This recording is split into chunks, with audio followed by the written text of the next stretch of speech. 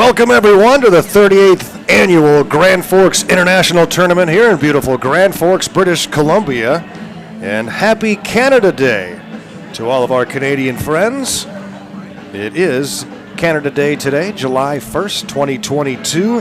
Celebrations here in Grand Forks and all across Canada today. And everyone here is pretty fired up for a big-time matchup between the Alaska Goldpanners and the Seattle Studs, a heavyweight battle between the two number one finishers in each division. Goldpanners winning their half, the Studs winning their half, and get to meet here tonight on the field. First pitch just minutes away. Garo Von Dane with you live. Danny Vaziri's back. Danny made it back, thank goodness, and we are back on the air, video and audio. And we are very pleased to welcome from Rockville. Back in business here at the Grand Forks International. We just had a little rain shower, just about 10 minutes long. Otherwise, it has been a sunny, beautiful, warm day here in Grand Forks, and we expect more of that this evening. Goldpanners and Studs. So here's the story, friends. The loser. Well, both of these teams will be off tomorrow, and they are guaranteed at least a spot in the semifinals on Sunday. So Sunday, there's a 10 a.m. semifinal followed by a 1 p.m. championship game. The winner of this game goes directly to the 1 p.m. championship game. The loser of this game will play in the 10 a.m. game against an opponent that still has to be determined tomorrow. So if you lose this game, you got to win 2 on Sunday to win the championship. If you win this game, you're right in the title game, 1 p.m. Sunday. Regardless, we are off tomorrow, baby, and we're going to the lake. Goldpanners and Studs. The Alaska Goldpanners are going to send Corey Braun to the mound, the 6'3 left-hander from Charleston Southern, and the Studs will go with Xander Klaus, the 6'2 right-handed veteran out of Liberty University. So a battle of southpaws tonight. The Goldpanners will take the field first. They are the home team. Panners in their red tops, the Studs in their black jerseys with the S on the chest. Goldpanners wearing those caps with the star in 49, those classic hats since their inception in 1960. The Studs were founded in 1954, so they've been around a very long time. General manager and head coach Barry Aiden has been in charge on and off since 1990, and for the last couple decades straight through. The Goldpanners are led by general manager John Larkey and head coach Mark Lindsay, the second-year coach, first-year field manager. He's assisted by Ryan Hansen, Marcus Mastroboni, and Jake Taylor. Barry Aiden's assistants with the Seattle Studs are Steve Potter, Chris Remington, and Kyle Sutherland. Corey Braun is on the field, getting his warm-up pitches in, and the lineup for the Studs will be Makane Morishige. He'll be followed by Peyton Smith and Chris Schuckert. Kyle Rodriguez will bat in the cleanup spot. Braden Terry batting 5th. Landon Riker 6th. Charlie Larson in the 7th spot for the Studs. Will DeForest will bat 8th, and Ethan Rhodes is your designated hitter, batting 9th.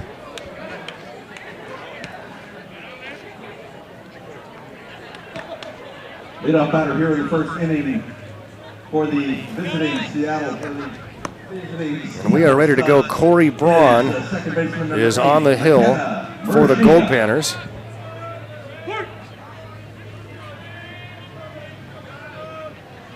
Makana Morishige leading things off.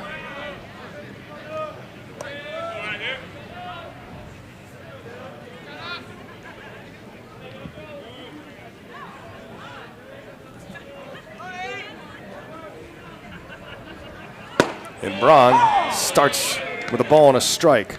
Goldpanners have gotten excellent pitching the last 2 days. Corey Braun trying to keep that streak going for Fairbanks.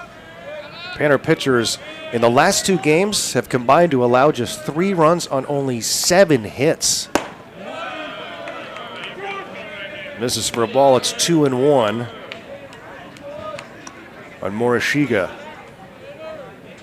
Leading things off for the Studs, the second baseman for Seattle, officially known as the Seattle Cheney Studs, from the Cheney Lumber Company in Tacoma, Washington. We'll have some interesting facts about that company as we work through this broadcast. Garo Von Dane with you live. Danny Vaziri to my right, engineering and operating the cameras. Glad to have you with us here on Panner Vision. And it's ball 4, a 5-pitch walk. Panner pitchers have avoided walking guys lately, but the game opens with a base on balls to Morishige and the Studs. Let me tell you, they like small ball. They like to manufacture runs, a lot of sacrificing, bunting. That's what they like to do, especially when they get the leadoff man aboard. Let's see what they do here with Peyton Smith, the left fielder for the Studs against Braun. He squares around and bunts it foul back off the netting. Catching for Corey Braun tonight is Rafael Flores. Cole Alexander at first base. The second baseman is Caleb Milliken.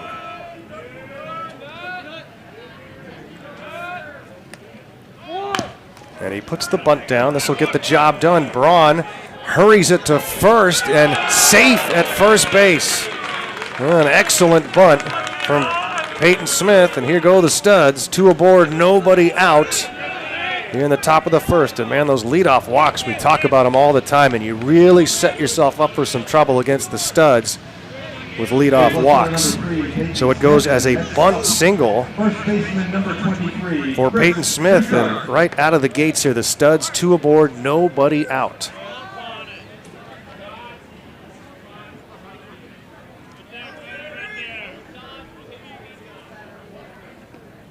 Chris Schuchart takes a strike. Braun with some work to do here in the top of the first inning. Panners were in a 3-way tie in the division at 2-1, but won the head-to-heads where everybody beat each other, so they had to go to the second tiebreaker, which was runs allowed per inning played, and the Panners led in that category. They were the number 1 seed out of the division. The Studs defeated the Everett Merchants last night in a wild one that won a couple extra innings. Ran away with it in the end, a 6-run 11th inning to win it 11-5 to advance to this game here tonight. The Everett Merchants then played the first game today and defeated the Redmond Dudes 10-7. So the Dudes are done. They finish 0-4 and they are out of the tournament. Everett moves on to tomorrow.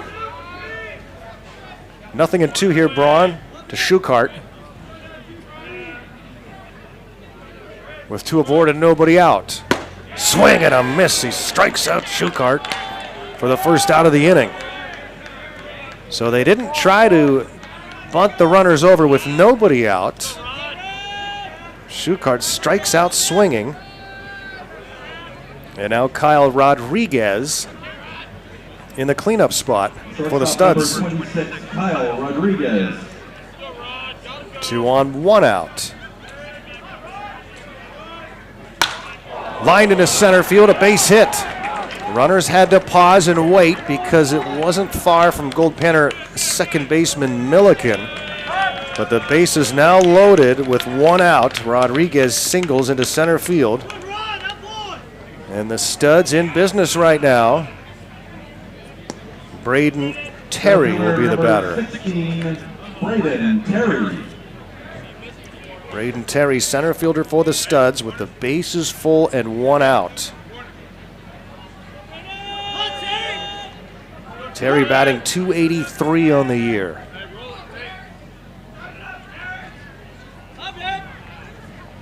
Braun's pitch to the left-handed hitting Terry is in for a strike. After Terry would be Landon Riker. A lot of the Studs mix older veteran players with college guys, and a big roster too. And it's lined into left field, but it's foul. Slicing foul. It cleared third base fair, but then sliced into foul territory. And Braun in the driver's seat here, 0-2. Top of the first inning, the Studs have him loaded with 1 out.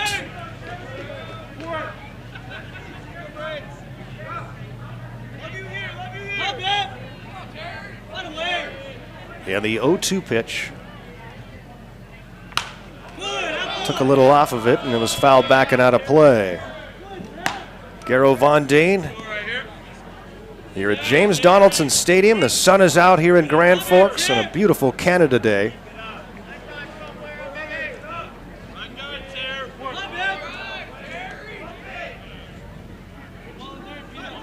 And another 0-2 coming from Braun to Terry. Up and away for ball 1.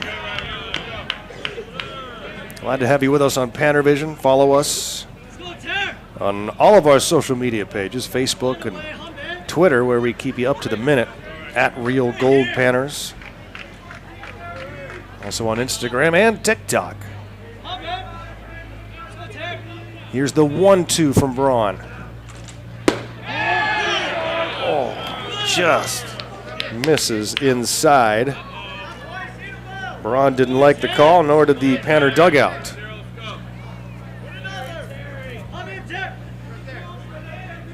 Two and two. Base is full.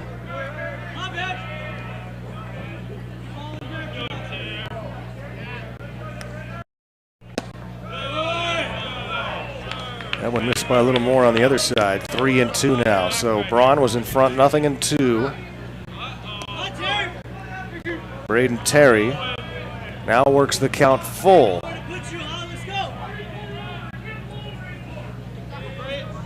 Nowhere to put him with 1 out. The 3-2, and it's fouled off. Panner's in the first base dugout. Studs over at third.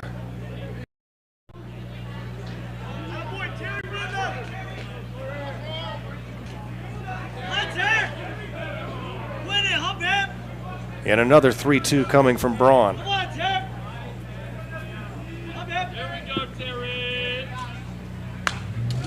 Fouls it back again. Great at bat right now for Terry. Fell behind 0-2, fouled some off.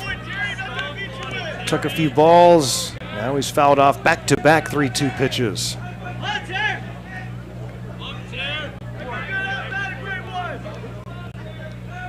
Corey Braun, the left-hander from Charleston Southern.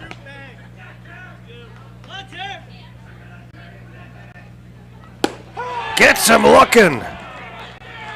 Corey Braun with a huge strikeout for the second out of the inning. And you could see Terry just couldn't pull the trigger. After a long at bat, Braun wins that battle, and now he'll have to face another veteran for the Studs who's been around seemingly forever, Landon Riker. Base is still loaded, but now 2 outs. Riker batting .333 on the year, and he takes a strike.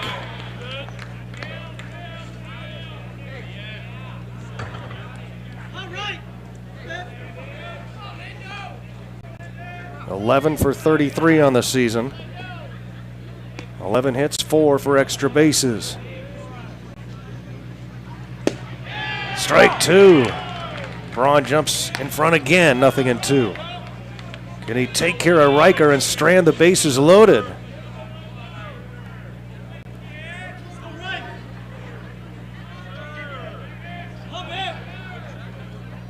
Braun with the 0-2. And it's hit high and deep to center field. This one's trouble. This one is back, and it is gone. A grand slam home run on an 0-2 pitch with 2 outs in the first inning. Landon Riker, a first inning grand slam, and the Studs are up 4-0.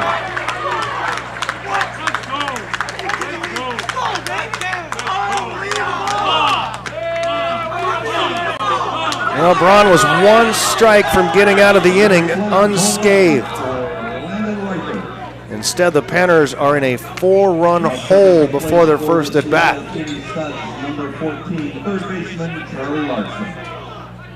That was trouble right away. Saw center fielder Caden Clark start running towards the center field fence, and then he just stopped.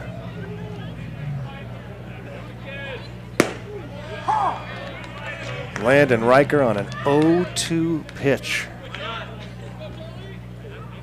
What a start for the Studs, and it all started with a leadoff walk.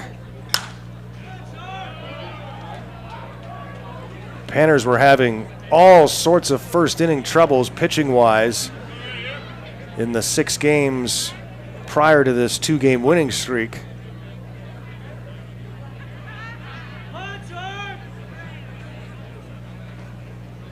And that has reared itself again here today. Meanwhile, Braun strikes out the side. We'll go to the bottom of the first. The Studs with a 4-0 lead on the grand slam for Landon Riker.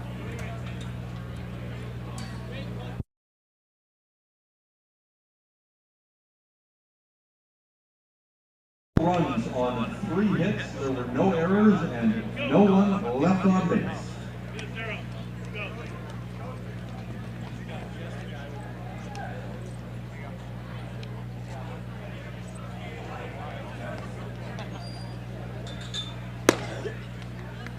On the field for the Seattle Cheney Studs, playing first base number 23, Chris Schuchart.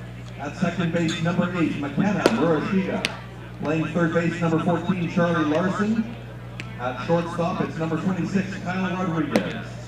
Over in left field, number 3, Peyton Smith. In center field, number 16, Braden Terry. Playing right field, number 10, Landon Riker. The catcher is number 19, Will DeForest. And the starting pitcher this evening for the Seattle Cheney Studs is number 15, Xander Klaus.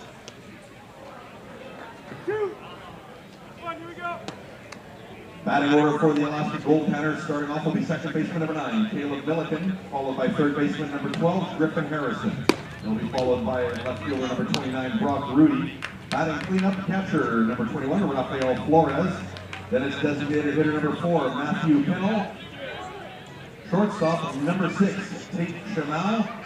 First baseman number 35, Cole Alexander. Center fielder number 33, Caden Clark. And rounding out the order, right fielder number 8, Dominic Hughes. So once again, starting off the bottom of the first inning for the Alaska Goldpanners, second baseman number 9, Caleb Milliken.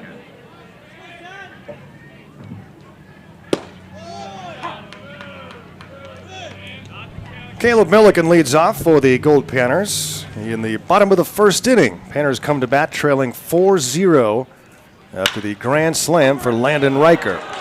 And Caleb Milliken drives a single into right field for a base hit, leadoff man aboard for Fairbanks.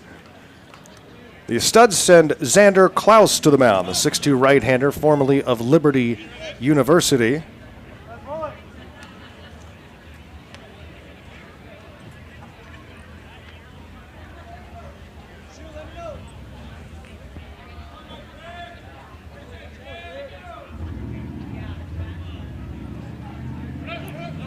That one is over the head of the right-handed hitting Griffin Harrison.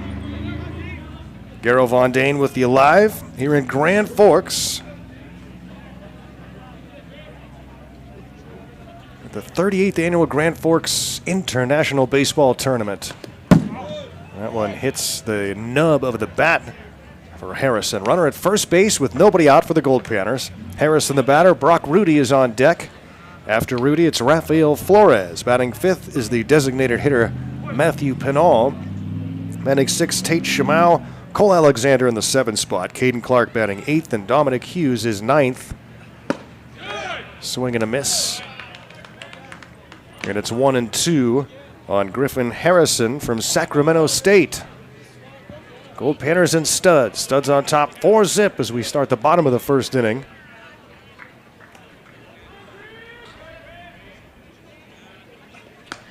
That one hits him on a 1-2 pitch. But now, wait a second. Now they're saying it didn't hit him? Oh, the home plate umpire, saying that he stuck his elbow into it.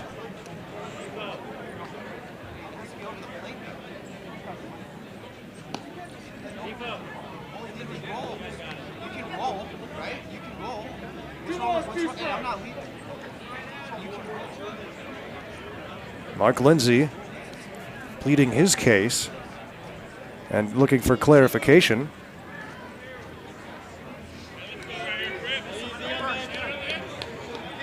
And not pleased with the result. Yesterday, Ryan Hansen was tossed from the game, getting into an argument with the umpires. Mark Lindsay has had his say, and now we continue with a 2-2 count. And it's strike 3 called. Gets him on a curveball.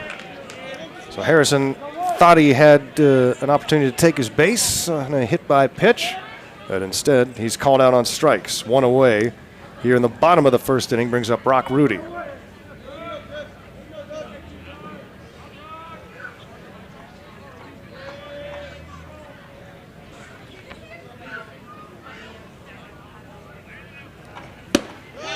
Brock Rudy takes a strike. Left fielder from the University of Utah.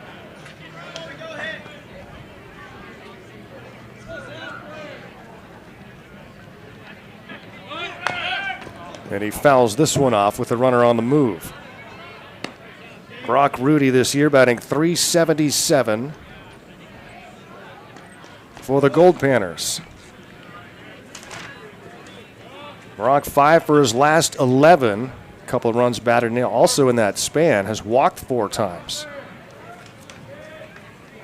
Throw to first, runner back safely. Xander Klaus, the right-hander for the Seattle Studs.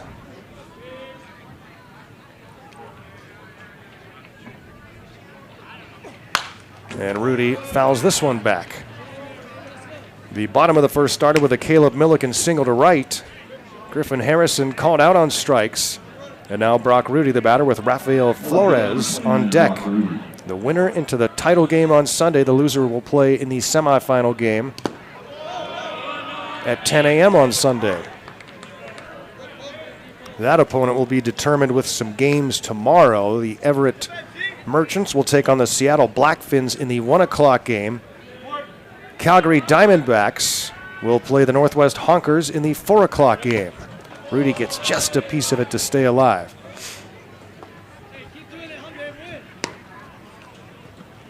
Calgary defeated Edmonton 6-5 right before our game.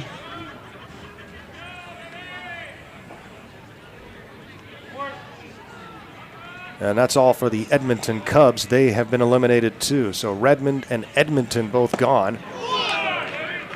Big breaker from Klaus gets Brock Rudy swinging. You don't see him strike out swinging often at all. And now Rafael Flores stands in. A lot of these guys probably haven't seen a veteran like Xander Klaus. Older player, college years well behind, and still pitching at a very high level. This is only the second start of the year for Xander. Pitched 5 2/3. Did give up 3 runs on 12 base hits. And that throw to first base gets away. And so the runner will take off for second, but he's gimping over to second base. So I don't know what happened. Again. But they call time, and assistant coach Jake Taylor is going to go talk to Caleb Milliken and see if he's okay. Caleb looks like he wants to stay in the game. He had a late break from first after that ball got away. I don't know if he just tweaked something when he tried to take off for second. But he's going to stay in the game, and he's over to second base on the E1. Into scoring position. Panners would love to get something here in the bottom of the first after surrendering that grand slam in the top. And Klaus misses down and away. It's 2-2 on Rafael Flores. Rafe 3 for 4 yesterday against the Honkers with a double and a run batted in out of Rio Hondo.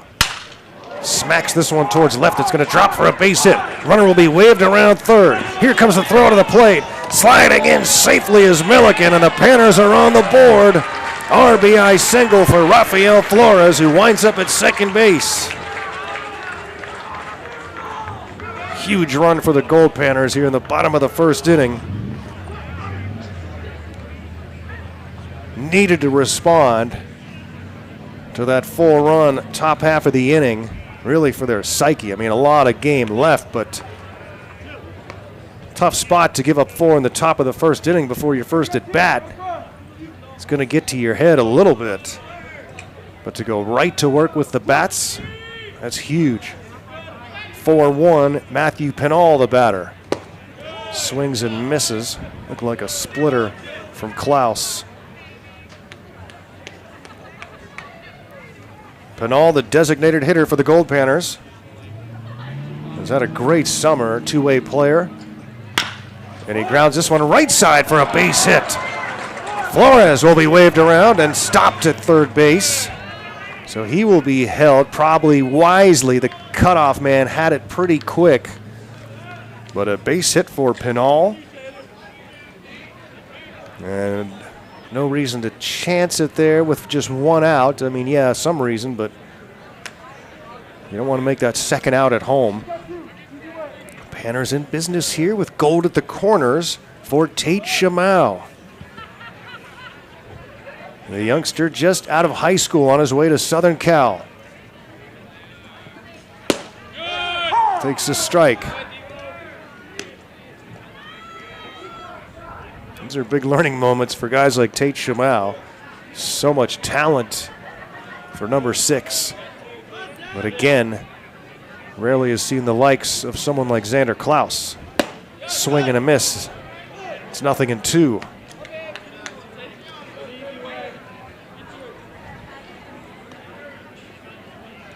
He steps back in. Cole Alexander is on deck for Fairbanks. In the dirt, stopped by catcher DeForest. Will DeForest behind the dish. Chris Schuchart is at first base. Makana Morishige is at second. Kyle Rodriguez at short. Charlie Larson at third. The outfield is Peyton Smith in left. Braden Terry in center. And Landon Riker in right. In the dirt again. And it's 2-2. Well, Panners forcing Xander Klaus to work a little bit here in the first inning. He's now facing his 6th batter. And there's one out. Can Tate Shamau connect? Grounds one to third. And they're going to throw to second for the final out. That's it for the Panners here in the bottom of the first. We'll go to the second. It's 4-1 Studs.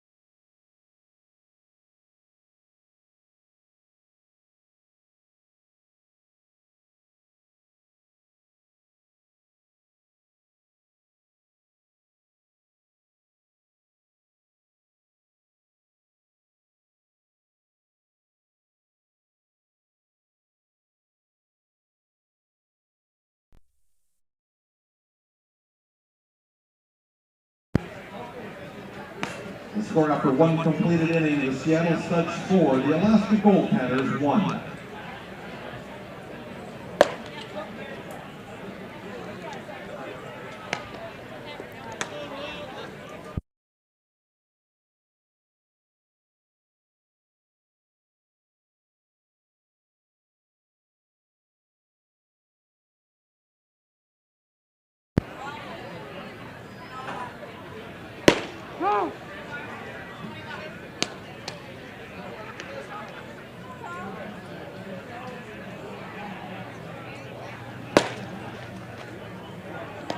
leadoff batter for the Seattle Cheney Studs here at the top of the second inning. Catcher, number 19, Will DeForest. Will DeForest will lead off for the Seattle Studs as we go to the second inning. Apologizes for the confusion in the bottom of the first. There was only one out on the scoreboard, and I fell for it. Panners get one in the bottom of the first, so they get something. And now we go to the second inning with the Studs in front 4-1. Corey Braun back out there working against Will DeForest, the catcher in the 8th spot. Ethan Rhodes, the designated hitter, is batting 9th for the Studs. Rip towards the Studs dugout. These dugouts are dangerous here. They are close. They are not dugouts. They're at field level, wide open. And we have seen a lot of baseballs get rocketed in, especially on that third base side. Fortunately, I haven't seen anybody get hurt. Ball and 2 strikes.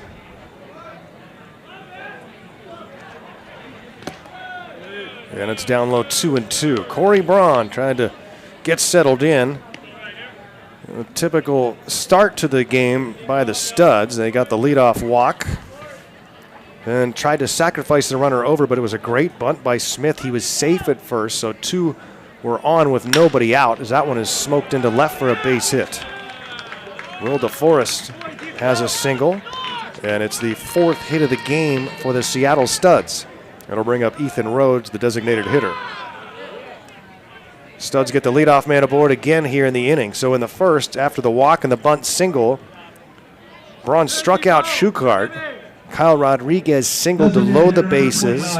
Braun gets Braden Terry to strike out looking after a long at-bat. And here's a bunt put down first base side, fielded by Alexander, who throws the first for the out.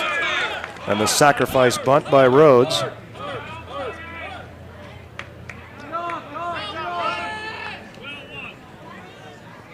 Moves the runner into scoring position for Seattle, and we go to the top of the order.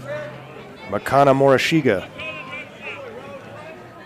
He drew that leadoff walk to open the game. So with the bases loaded, Braun struck out Terry, and then he got in front of Landon Riker, 0-2. So he had the bases loaded, now 2 outs and an 0-2 count, and Landon Riker crushed one over the center field fence for a grand slam. That put the Studs up 4-0 in the first inning. Goldpanners responded with one in the bottom of the first, RBI single for Rafael Flores to score Caleb Milliken. Top of the order, second baseman number 8, McKenna Morishige. Panners got 3 hits in the inning and 1 run.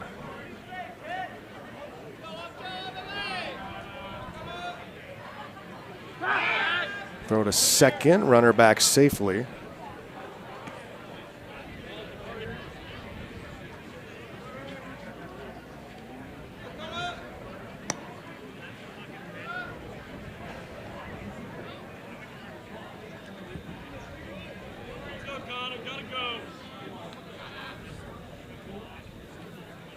Braun readies with the 1-ball pitch.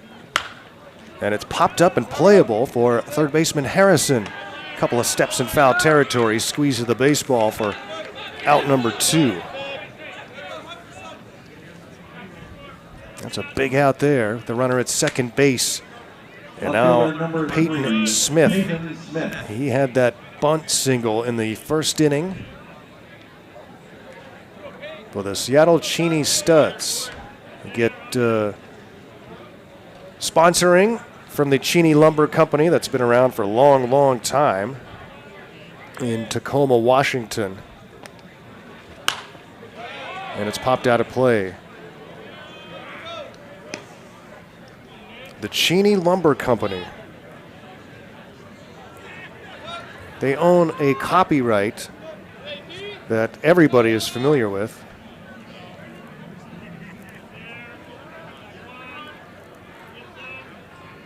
0-1 pitch to Smith. Couldn't hold his swing. It's 0-2. Ben Cheney copyrighted the 2x4. The Stud copyrighted it. It's his patent. And yeah, you bet he still collects. If you call it a stud, he gets paid.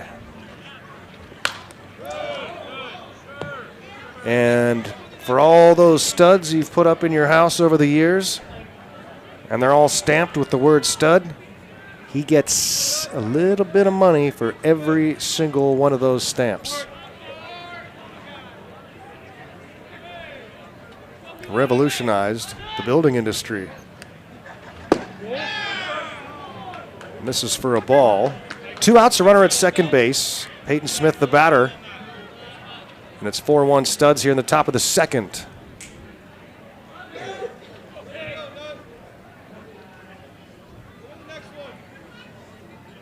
Before the stud, they would just send lumber in and everything had to be cut down to size. And Bencini decided, you know what? What if we just cut them at the mill and ship them out that way, ready to go? And all these years later, we're still using them. They're a little smaller now. They're not 2x4. What are they, about 1.75 inches by 3 1/4? 1.5 inches by 3 1/4, I think. But they're still called a stud.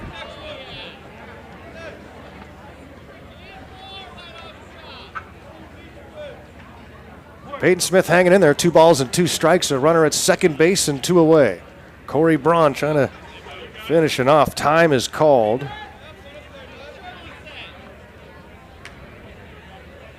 Smith on the year batting .348 for the Studs. Pops this one out of play. Studs hitters battling here. Nothing coming easy for Braun.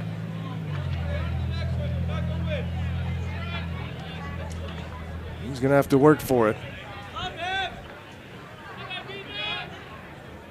2 outs and another 2-2 to come to Peyton Smith. Swing and a miss. Braun strikes him out. 4th strikeout for Braun. No runs. 1 hit, 1 left on. We go to the bottom of the second inning. It's 4-1, Seattle in front.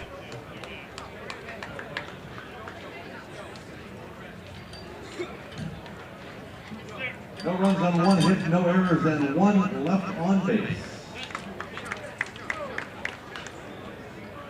Taking us to the bottom of the second inning with the Seattle Studs leading the Alaska Goldpanners 4-1.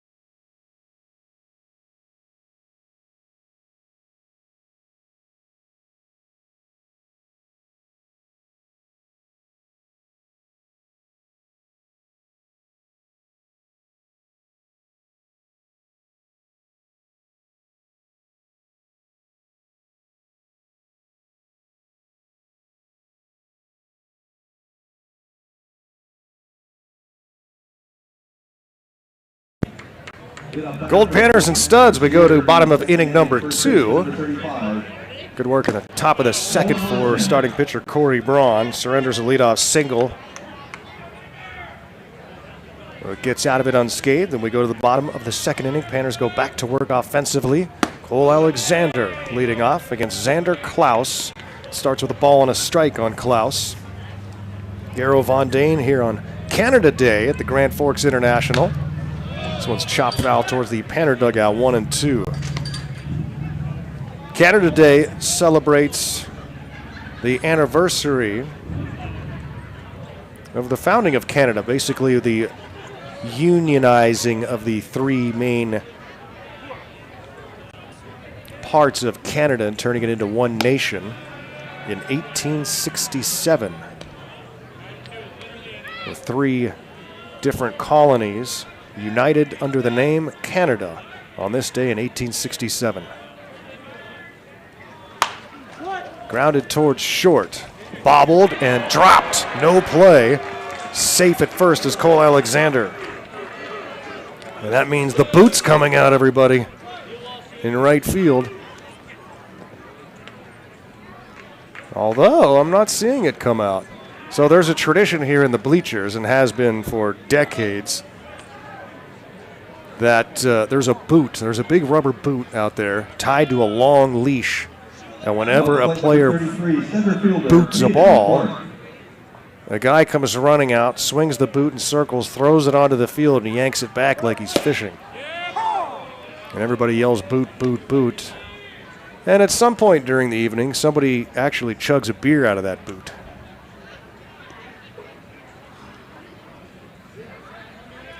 Yep. It was a wild one here last night up in the bleachers. Rowler towards second, flip to the bag for one. Did he hang on to the baseball? Yes, so the out is at second, but that's the only play. So runner remains at first base now, replaced by Caden Clark. The 4-6 put out of Alexander at second, now one away for Dominic Hughes. Hughes has had a great tournament so far. He's played in 2 games.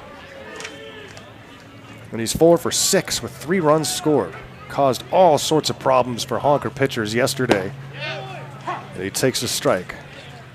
Sophomore from Kansas State. Dom out of the 9 spot yesterday, on base all 4 times. A couple of walks, a double, a single. Forced a balk. And takes a curveball high for a ball. It's 1-1. Well, Dom playing at Kansas State, he's seen all kinds of pitching in the Big 12.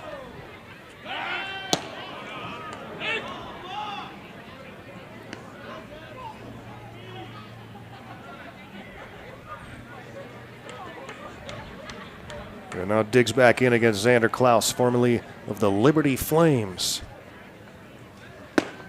Takes upstairs. 2-1. Well, these are 2 offensively disciplined teams. Both pitchers are going to have to earn this one. Up high, ball 3. 1 out, runner at first base. And it's 3-1 on Hughes with Caleb Milliken on deck. Gorgeous evening here in Grand Forks. Down low, ball 4. Dominic Hughes draws the base on balls. He's not going to be unencumbered, though, with a runner at second base. But 2 aboard for Caleb Milliken, who singled and scored in the first inning. It's 4-1 Studs Panners. Trying to creep a little closer here in the second.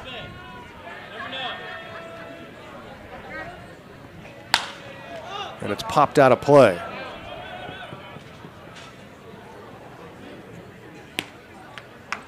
Milliken batting .304 this year for the Goldpanners. Junior from Pomona Pitzer. It's 5 for his last 11, with 5 runs scored from the top of the order.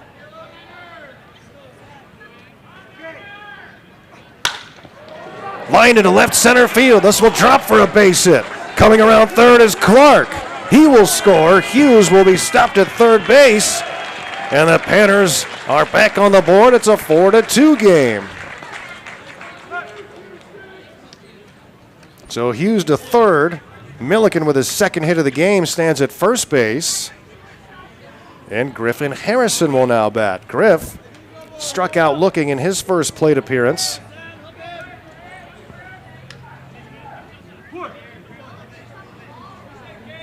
And he can draw the Panners even closer. There goes the runner from first. It's in the dirt, so no throw. Good stop by catcher DeForest just to keep it nearby. It was a foot outside. Stolen base for Milliken, who was running on the pitch. And now Harrison can tie the game with a base hit potentially. Upstairs for a ball.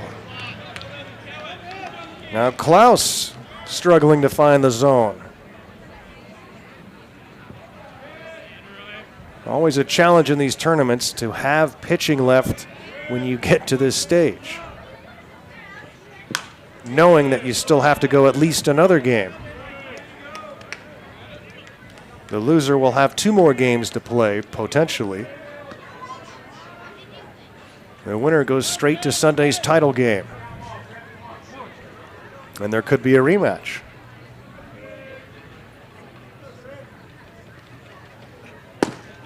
Strike called. 2-2, runners at second and third with 1 out. Can Harrison put one in play and bring in a run?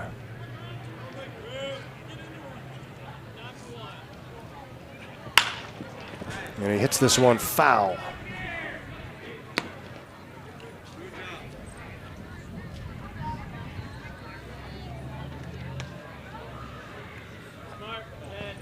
Panners 2 for 4 today with runners in scoring position on the season. Batting .283 in those situations. Had a tough day yesterday, though. Just 3 for 14, and Harrison strikes out swinging. Third strikeout for Klaus, second for Harrison. And now it's up to Brock Rudy to bring in some more Goldpanner runs. Got to take advantage of those situations with 2 on. Runners at second and third and less than 2 outs. But Klaus wins that battle. Can he take care of Rudy? Rudy struck out swinging. His first time up, grounds this one into right field for a base hit. 1 run comes in to score. Here comes Milliken. He scores, and we are tied at 4 in the second inning. Brock Rudy, who else but number 29, brings in a pair, and we've got a new ball game, friends. After the Studs hit a first inning grand slam, the Panners have come back to tie it here in the second.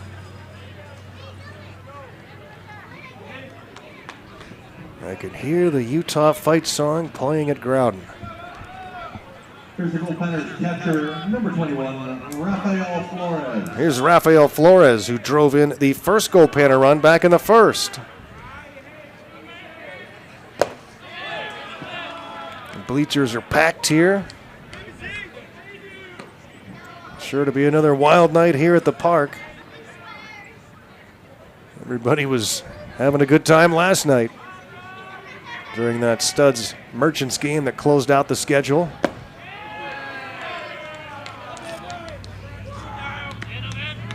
Always fun to watch the Studs and Merchants go at it. Arch rivals in the Pacific International League. And this has become a pretty good rivalry, too, over the years, the Goldpanners and Studs. 2 balls and no strikes on Flores. Hits this one to short. Fielded cleanly. The throw to second for the force out. That'll do it for the Panners here in the second. But they score 3 times and tie the game at 4. We're headed to the third.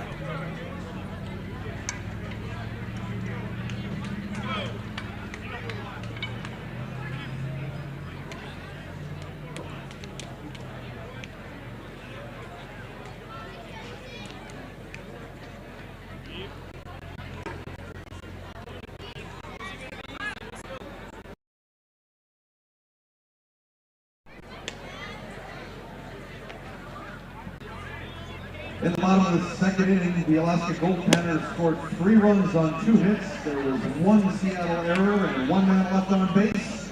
And as we head into the third inning, this game is tied 4 apiece.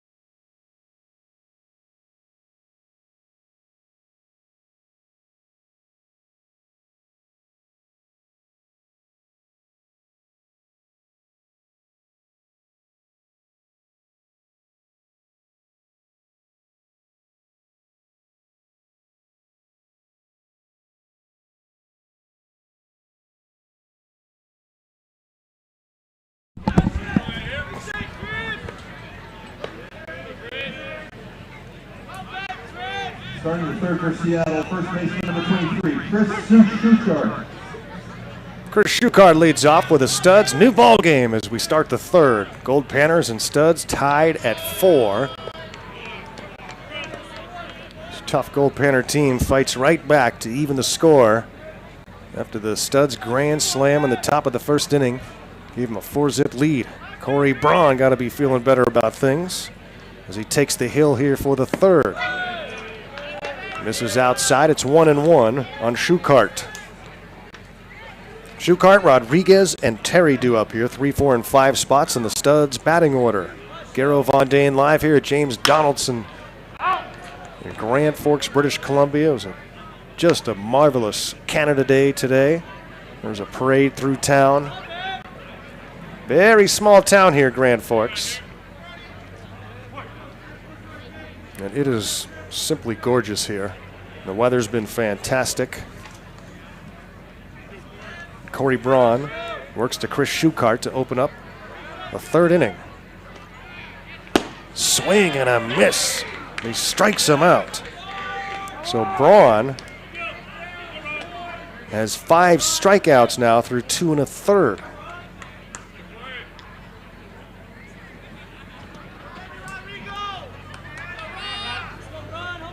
Kyle Rodriguez, Stud shortstop will bat. He singled in the first inning. That loaded the bases and set the table for the Riker grand slam. And this one is hit down the right field line foul. Rodriguez, officially .417 on the year. Limited at bats, but 10 for his first 24. Make that 11 for 25 now. Swing and a miss. He's behind here, 0-2. 1 out, base is empty. Here in the top of the third. Goldpanners and Studs. They didn't play each other until 2015. And since then, they have met 24 previous times. Prior to today, that is. Here's the 1-2 from Braun to Rodriguez. Takes outside 2-2. The Studs have won 14 of those meetings. Goldpanners have won 10. The score total is Studs 118 to 111. It has been a very even series. Most of those games have been played at the home of the Studs, the University of Puget Sound in Tacoma. The Studs have been to Fairbanks a couple of times. In 2015, the first time the Studs came to Fairbanks, the Goldpanners swept the Studs in 3 straight early in the year. Pop back and out of play. It's still 2-2 on Rodriguez. 1 out, base is empty. The Goldpanners swept 3 from the Studs, and the Panners went on to have a really tough season that year. The Studs won their next 22, I believe. It was either 21 or 22 in a row after leaving Fairbanks, and wound up winning the NBC World Series down in Wichita.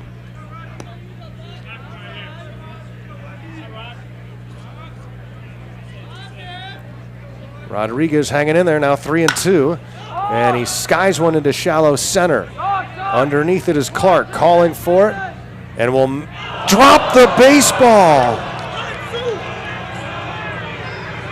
It fell out of his glove.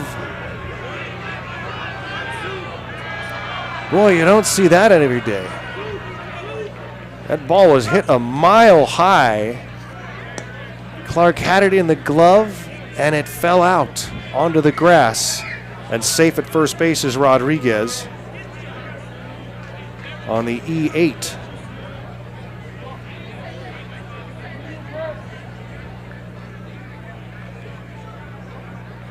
Immediately brings to mind the 2018 Grand Forks International, when the Panners wound up losing to the Everett Merchants in the championship on a dropped ball by the left fielder, Rafe Chomet. This one is hit high to left field, and it's squeezed by Brock Rudy for out number 2.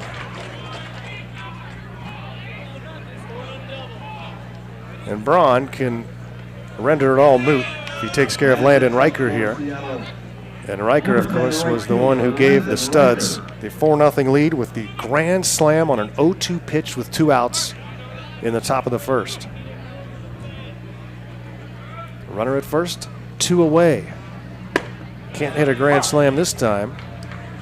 That was only the 3rd home run for the Studs this year.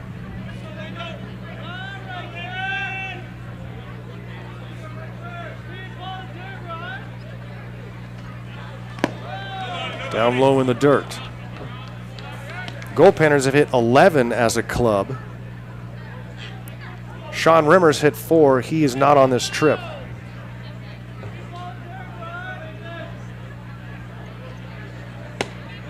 Panners without Rimmer, Isaac Shook, and Brock Kless, among others. Marty Munoz as well.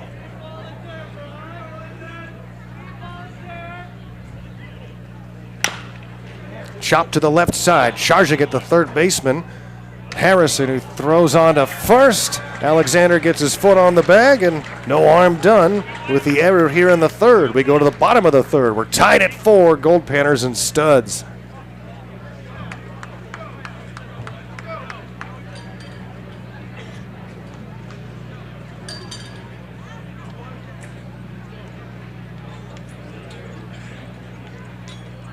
For the Studs in the top of the third, no runs on no hits, it's 1 error and 1 left on base.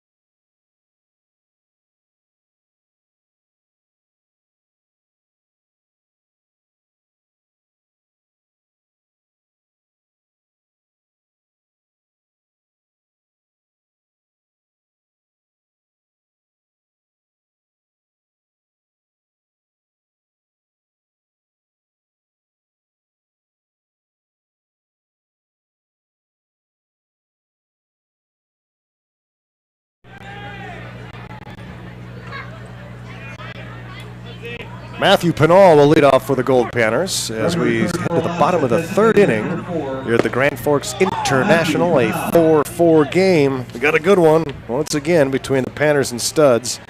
Matthew Pinal, Tate Shimau, and Cole Alexander do up 5, 6, and 7 spots for the Goldpanners. And Henry Colback in Fairbanks telling us that the Goldpanners were on jeopardy today.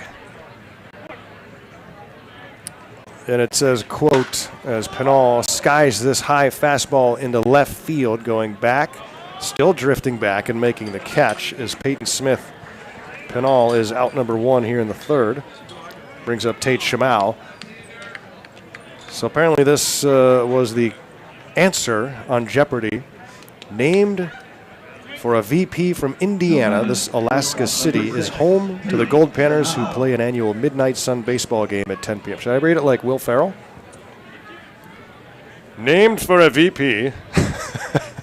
Named for a vice president from Indiana, this Alaska City is home to the Goldpanners, who play an annual Midnight Sun baseball game at 10 p.m. Sean Connery for $100. No. Shimau takes a ball down low. It's 1-1. How about that? But yeah, that's where Fairbanks got its name. The founder named it after a politician from Indiana who was a vice presidential candidate. Shimau grounds one to short, throw to first, and just in time to get him. The grass slows everything down here, so any ball hit in the infield has the potential to be a base hit. But Shimao was thrown out 6-3, 2 away for the Goldpanners here in the bottom of the third for Cole Alexander. Now at the plate, number 35, first baseman Cole Alexander.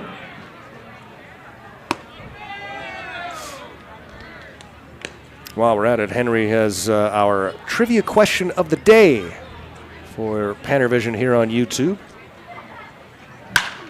Alexander rips one to center field, going back, and it's over his head.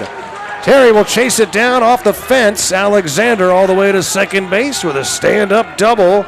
With 2 outs here in the third. Hard hit ball to center field from Alexander. He homered to deep center earlier in the tournament.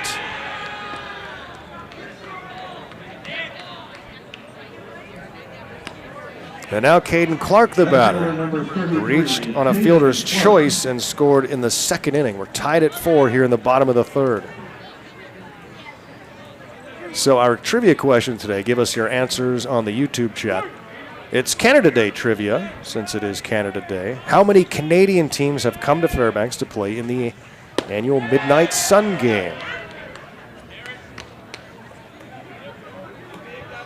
And apparently we're going to make you wait till the 8th inning for the answer today. How many Canadian teams have come to Fairbanks to play in the Midnight Sun game? Send us your guesses. Get involved on the chat. I can't see it, so I can't comment on it, but everybody else is monitoring the YouTube chat. Hopefully we don't have any crazy bots taking over like we have lately. Grounded. Fair inside the third base. No, they're calling it foul? Whoa. Thought for sure that was a fair ball. I mean, I'm not sitting on the line, but it looked like it went right over the bag. Almost hit the umpire. Wow. Instead, it's 2-1. Xander Klaus working to Caden Clark. Late swing to foul it off. Out of play.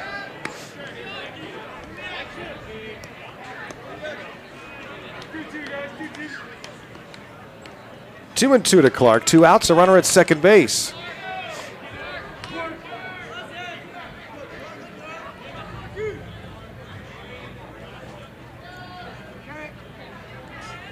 And he swings through it for the strikeout. Panners strand a runner at second after the 2-out double. We'll go to the 4th inning. Studs 4, Goldpanners 4. The Goldpanners at the bottom of the 3rd inning. No runs on 1 hit, no errors, and 1 left on base.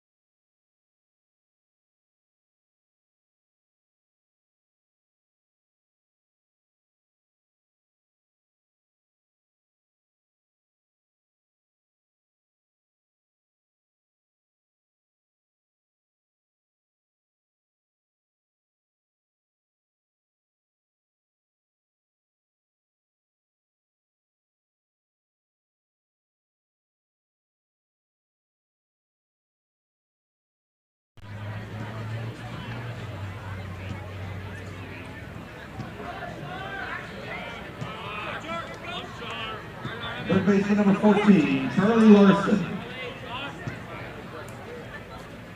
Studs come to bat as we start inning number 4. And the first pitch is popped up high on the left side. Shortstop Shimao still waiting for it. It finally comes out of the sky for out number 1. Takes care of Charlie Larson.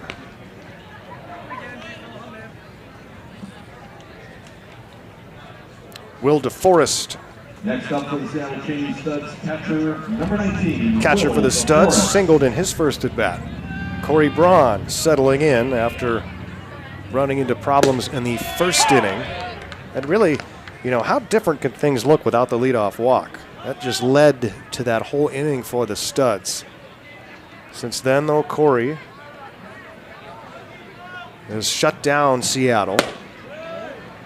His one strike pitch misses outside for a ball. It's 1-1. Of the last 10 batters, 1 base hit, 1 reached on an error.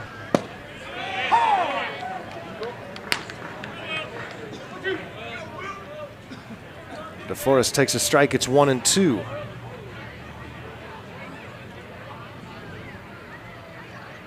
I said it last inning, it would be no surprise. Called strike 3. Takes care of DeForest. It would be no surprise if these teams met again in the championship game. Designated hitter number 29, 6 strikeouts for Corey Braun. How about the efforts yesterday for Goldpanner pitchers Garrett Cooper and Ian Torpy? They were magnificent.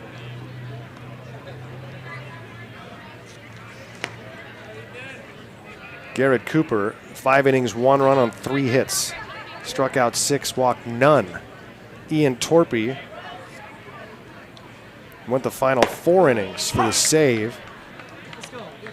No runs, no hits, 5 Ks, and just 2 walks. Here's the 1-1 to Rhodes. Just misses for ball 2. Ethan Rhodes put down a sac bunt in his first plate appearance.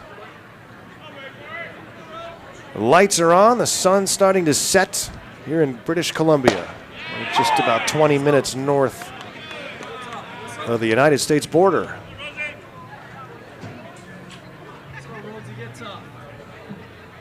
2-2 on Rhodes.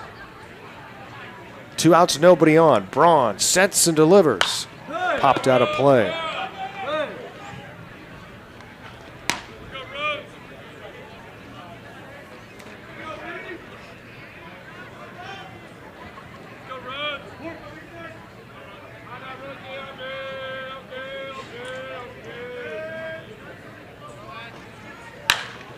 Line to left. It's a base hit for Ethan Rhodes out of the 9 spot. A 2-out single for Rhodes brings up Makane Morishige. Morishige 0 for 1 with a walk here in the ball game.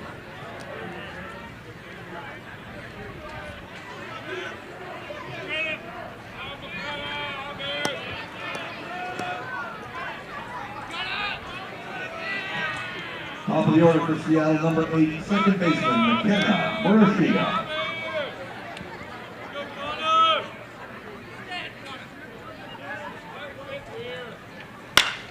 Lines this one to right, but right at Hughes for the final out. Way to the bottom of the 4th. We're still tied at 4, Goldpanners and Studs.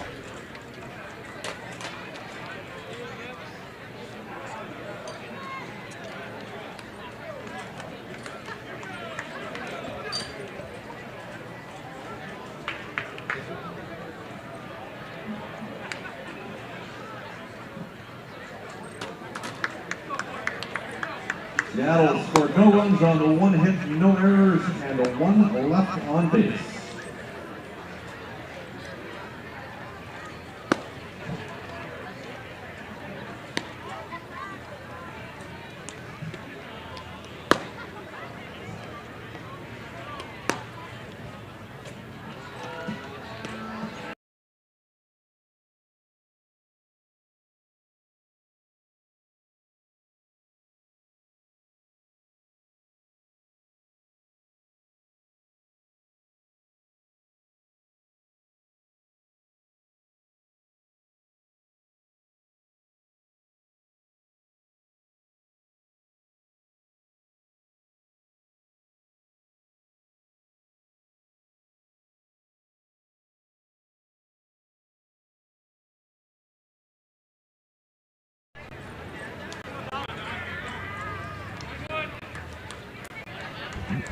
Dominic Hughes will lead off for Fairbanks as we head to the bottom of the fourth. Panners will look for their first lead of the game.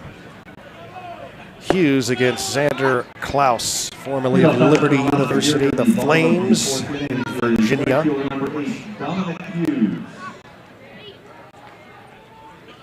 Hughes starts strike one, then takes a ball high.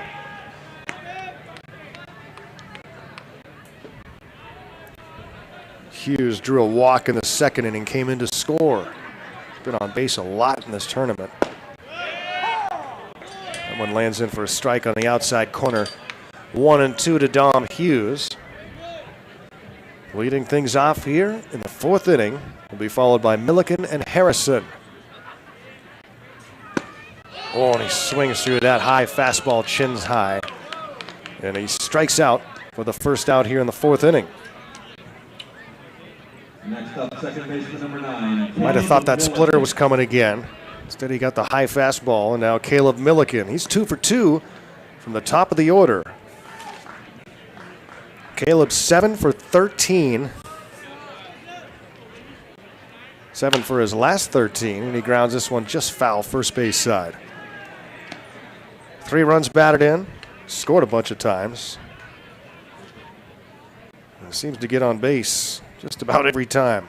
He has today, 2 for 2. Hits this one high into center field. Drifting back is Terry. Awaits it and makes the catch. A lot of fly ball outs today for both teams. 2 away for Griffin Harrison. Goldpanners come into this game averaging 6.5 runs per game. Number 12, Griffin Harrison. Batting .288 as a club.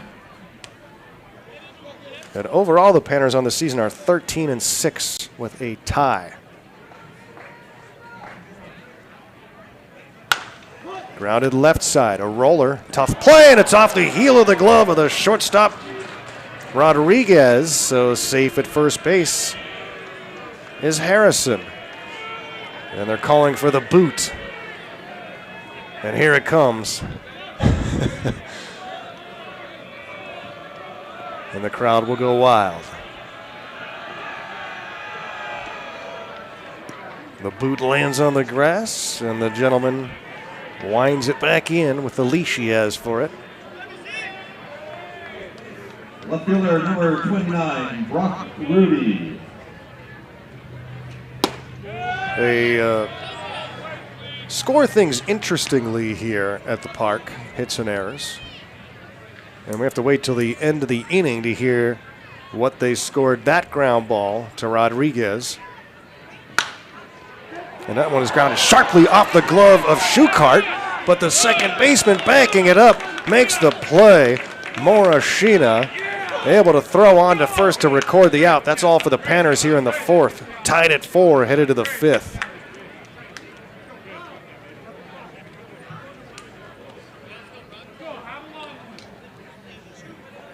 In the bottom of the fourth inning,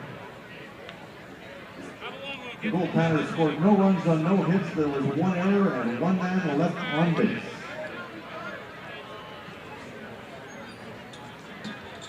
Heading into the top of the fifth inning, this game remains tied 4 apiece.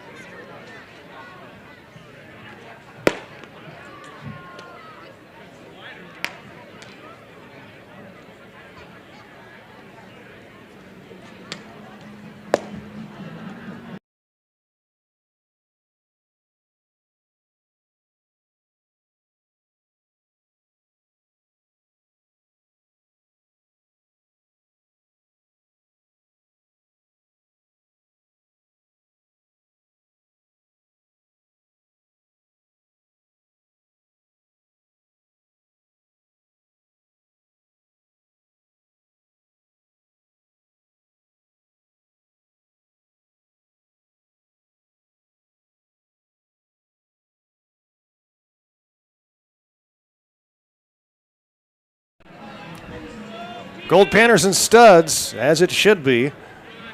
The number 1 finishers out of each division. Starting the fifth inning off. The Studs taking the Larry Semenoff division, the Goldpanners the Jerry Foster division. The winner on to the championship game Sunday at 1 p.m. Pacific. The loser will play in the semifinal game just prior at 10 a.m. Sunday. It's a long road to the championship for the other teams. Everett will play the Seattle Blackfins in the 1 o'clock game tomorrow. Then Calgary will play the Honkers. And the winners of each of those games will play in the 7:30 game. So you got to win 2 games tomorrow and then 2 games on Sunday. It's a tough road if you're not one of the ones that come out of division play. Popped high and out of play. Corey Braun working to Peyton Smith. He'll be followed by Chris Schuchart and Kyle Rodriguez, 2, 3, and 4 spots in the Studs batting order. Seattle with all 4 runs in the first, courtesy of the Landon Riker grand slam to center. Panners come all the way back to tie it at 4, and Braun strikes out Smith looking.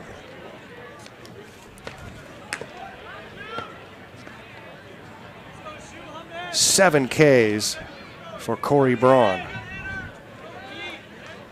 Through 4 to third. Next batter, number 23, first baseman. Great response for Braun, the left-hander out of Charleston Southern, after giving up that slam.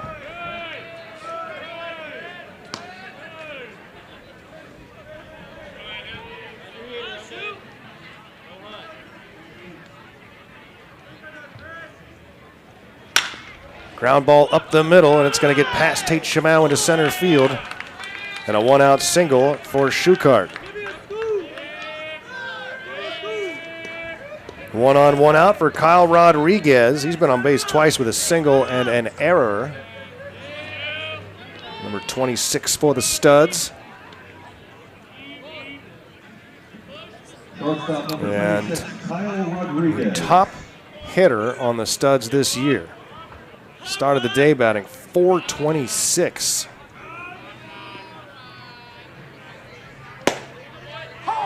Takes a strike from Braun. Braun getting in front of hitters throughout the day.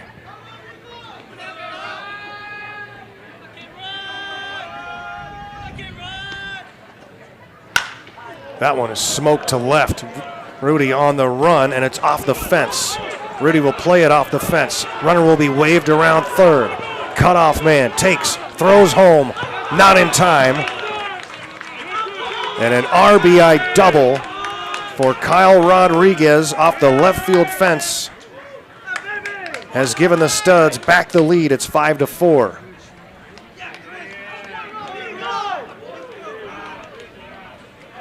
And the Studs back in front here in the 5th inning. Their first run since the first. And Braden Terry will be the batter.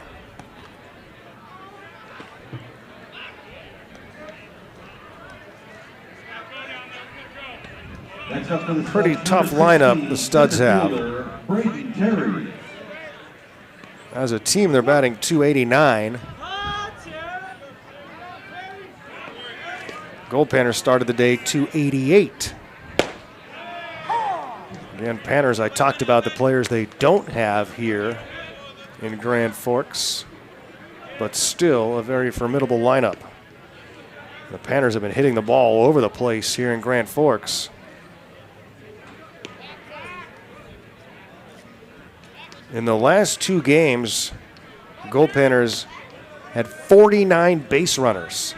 That's in 15 1/3 innings. 49 base runners, that's an average of 3.3 reaching base safely per inning over the last 2 games.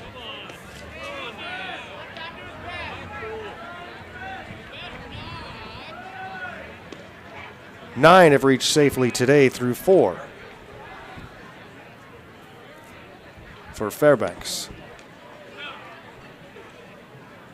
Terry's 0 for 2, takes upstairs. 2 balls and 1 strike. There's a runner at second base. 1 run is in. The Studs back in front 5-4. Beautiful glow over the hills beyond left field with the sun setting. Even though the sun does set here, it is light very early in the morning. Foul back, it's 2-2. After Terry is Riker.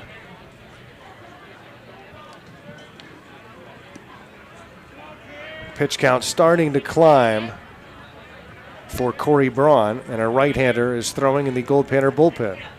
Oh no, a left-hander is up and throwing.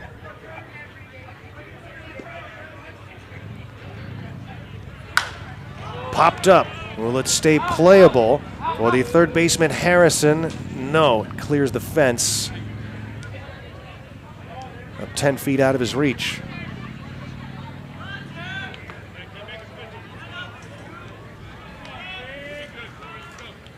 Canada Day here in beautiful Grand Forks, incorporated in 1897.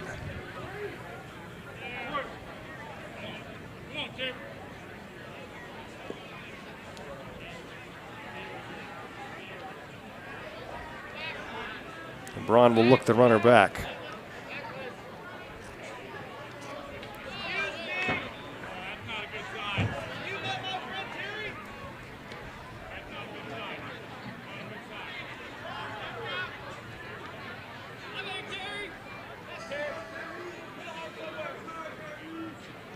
The 2-2.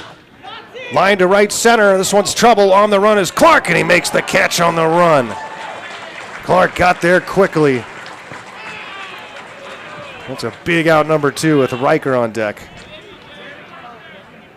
2 away. Rodriguez stays put at second.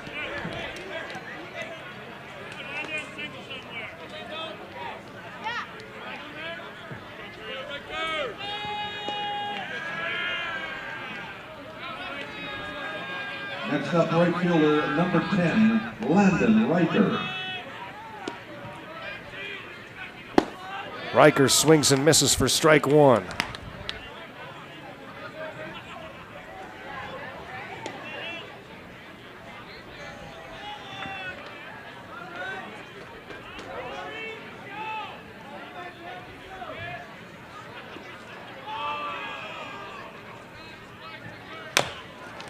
Chop foul at home plate, and it's a fair ball. So Flores will play it to first for the final out of the inning. The Studs do get a run, but they leave a man on. We've played half a ball game here in Grand Forks. It's the Studs 5, Goldpanners 4. In the top of the 5th inning, the Seattle Studs scored 1 run on 2 hits, no errors, and 1 man left on base. After 4.5 complete innings of play, the Seattle Studs lead the Alaska Goldpanners 5-4.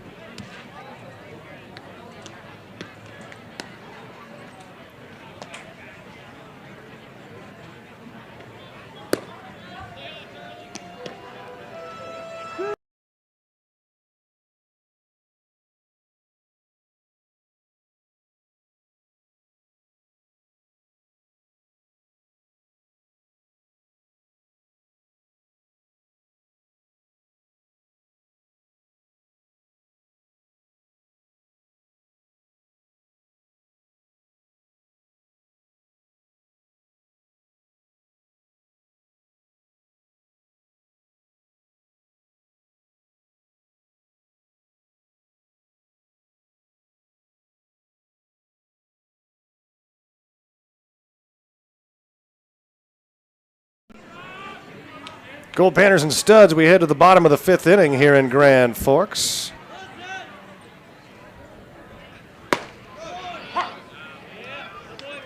Starting 5th inning for the Goldpanners, Rafael Flores catcher against Xander Klaus, who starts his 5th inning of work. Flores, Pinal, and Shamau due up. Panners fall back behind as the Studs take a 5-4 lead in the top of the 5th inning. RBI double for Kyle Rodriguez to score Chris Schuchart.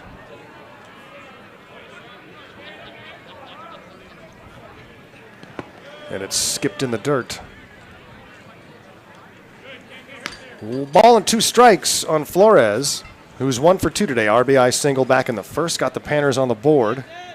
Grounded into a fielder's choice in the second inning.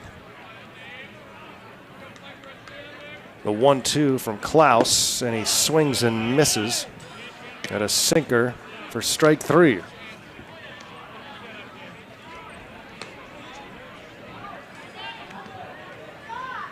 Wonder if Corey Braun will come out for the 6th.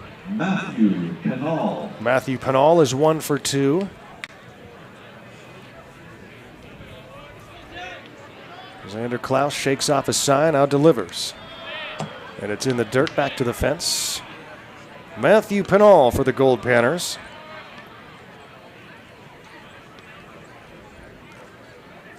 Freshman from Long Beach College, 6'2", right-handed hitter from Southgate, California.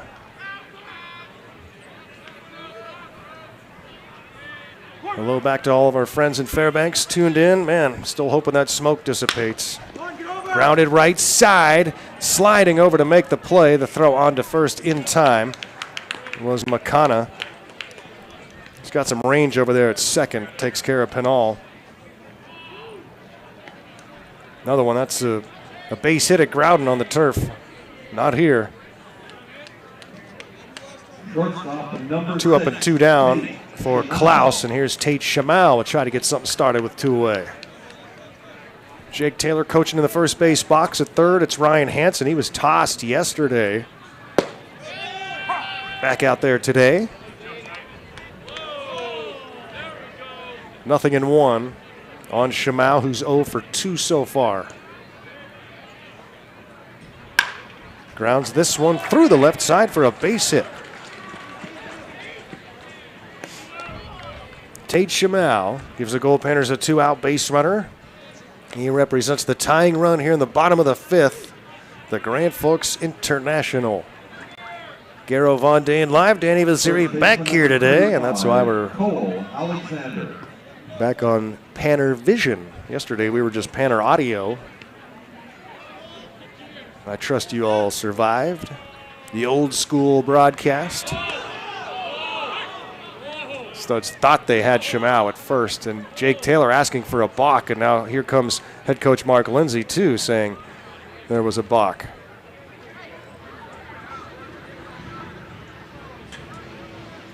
And Mark Lindsay gesturing towards the mound and arguing his case. Jake Taylor was all over that umpire on the first base side immediately.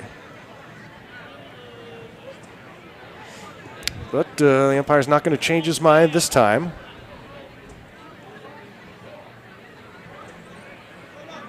But at the very least, they'll now look out for that move by Xander Klaus.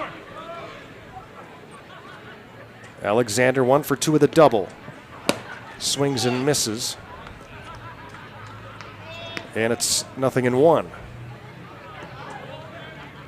Alexander, the sophomore from Hawaii out of Georgetown, Texas. Trying to keep this inning going. Fouls this one back. 0-2. Nobody throwing in the Studs pen, so you got to figure Klaus is planning on coming back for at least another inning.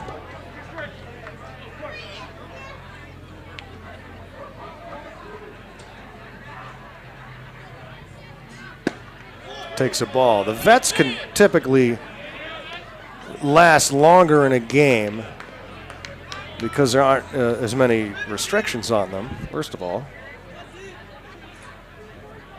as there are on the collegiate kids. Fouled back with the runner on the go, so Shamal will have to retreat to first base. Panners are going to enjoy an off day tomorrow regardless of what happens here today, but would love to solidify a spot in the championship game and not have to worry about winning 2 on Sunday.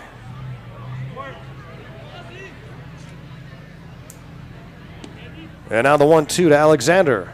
Runner takes off, and a broken bat roller towards short. They throw to second, and safe. Everybody's safe. He never got the ball off at short. And so runners at first and second, and if Shimau's not on the move on the pitch, there's no way. But the inning continues.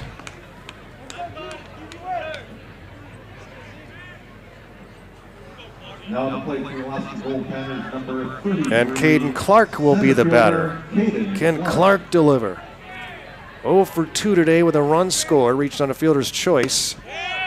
Clark had a 3-hit game a couple of days ago against the Redmond Dudes.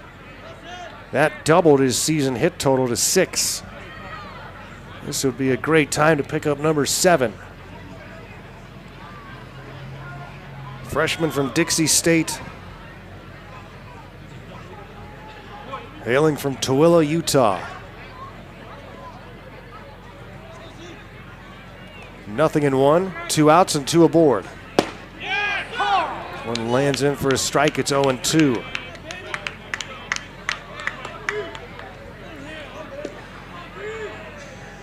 Five-four studs here in the bottom of the 5th. Klaus in front of Caden Clark, 0-2. Reaches down to stay alive. This is the 3rd at bat for Clark against Klaus. So starting to potentially get a read on the right-hander. And he'll face another 0-2 pitch here.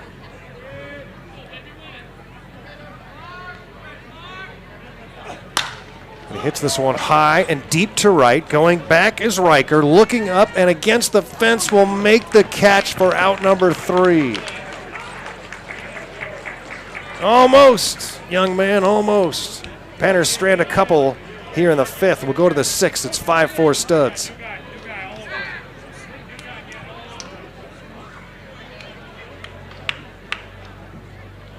No runs scored on 1 hit. There was 1 error and 2 men left on base. After 5 complete innings, the Seattle Studs lead the Alaska Goldpanners 5-4.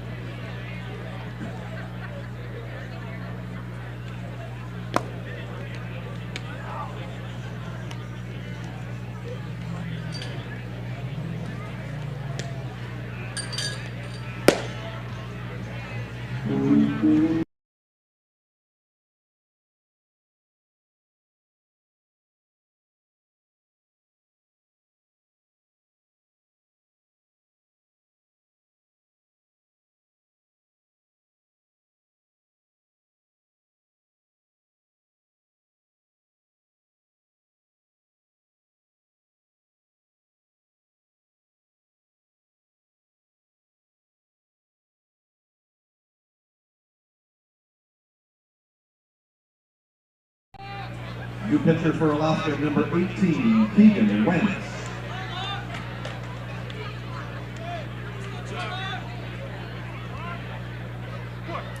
New pitcher into the game for the Goldpanners as we start the 6th inning with the Studs in front 5-4. And it's number 18, Keegan Wentz. Keegan Wentz, the new pitcher for Fairbanks, the left-hander out of Mount Sac. 6'5" sophomore from California. 14, third baseman Charlie Larson. Charlie Larson leads off against him. And Wentz starts behind the number 7 hitter in the order, Charlie Larson.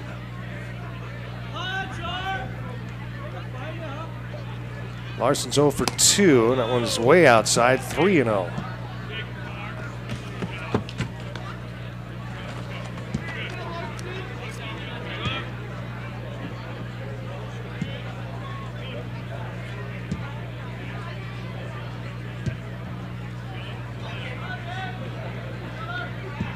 Corey Braun departs after 5. And a 4-pitch walk to open the 6th inning. Corey Braun started the ball game with a walk. That started a chain of events in the 1st inning. That was the only guy he would walk through 5 innings. 5 runs, all earned on 7 hits.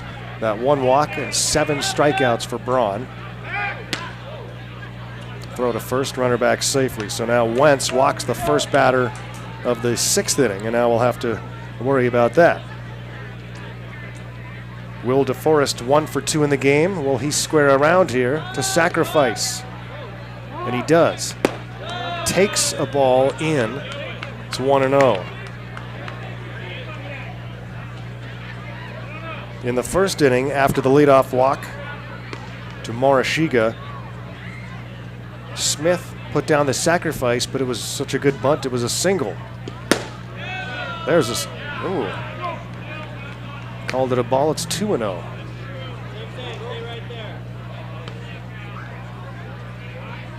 Wentz has thrown 6 pitches, they've all missed.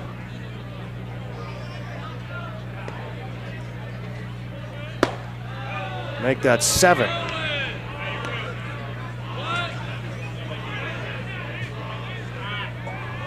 (3-0) on DeForest. He's 1 for 2 tonight. And he's just trying to sacrifice, but he's taken 3 balls. Now he takes ball 4. Back-to-back 4-pitch walks for Keegan Wentz to open up the 6th inning in a 1-run game. And here comes head coach Mark Lindsay. And you know you're having a little trouble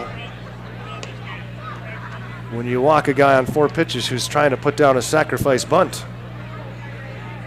5 for the Studs in front, conference on the mound. Mark Lindsay wants to gather the whole infield right now. The Studs in front by 1, but golden opportunity here to add on in the 6th without having to take the bat off the shoulders. Ethan Rhodes in the 9 spot is 1 for 1 with a sacrifice bunt, and don't be surprised if he puts another sacrifice down. Head coach Barry Aiden in the 3rd base box.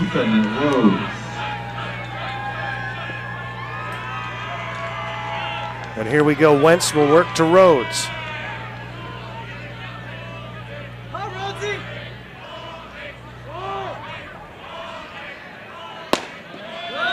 Ball 1.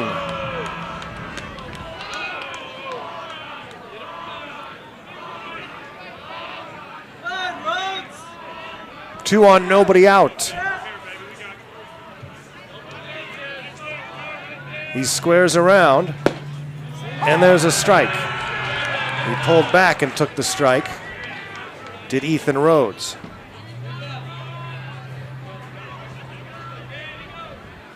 One and one. He squares around and bunts it back to the fence, and it's 1-2. And now, Keegan Wentz will deal a 1-2 pitch to Rhodes, who is trying to sacrifice, and will he be swinging away now with 2 strikes?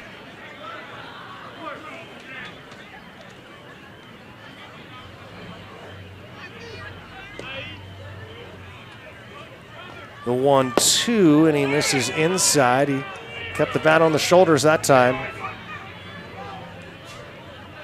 2-2. Larson at second, DeForest at first after the back-to-back walks.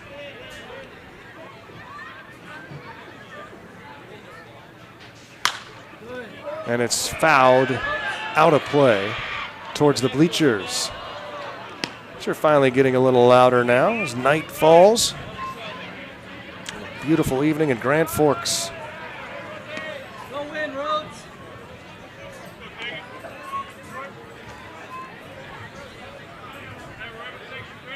Go win. Another big pitch coming here from Wentz. Good.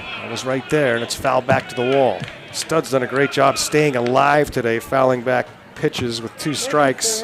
Braun was able to K 7 through 5, including 3 in that first inning, where the Studs got the grand slam to take a 4-0 lead. Panners fought back to tie, but the Studs regained the lead in the 5th inning. It's 5-4, and another 2-2 here from Wentz. And it hit him. Bases loaded. Nobody out. And here comes head coach Mark Lindsay again. Well, the Studs with a gigantic opportunity here. And that's all for Keegan Wentz. Pitching change coming up from Grand Forks. The Studs have them loaded with nobody out in the 6th. They lead it 5-4.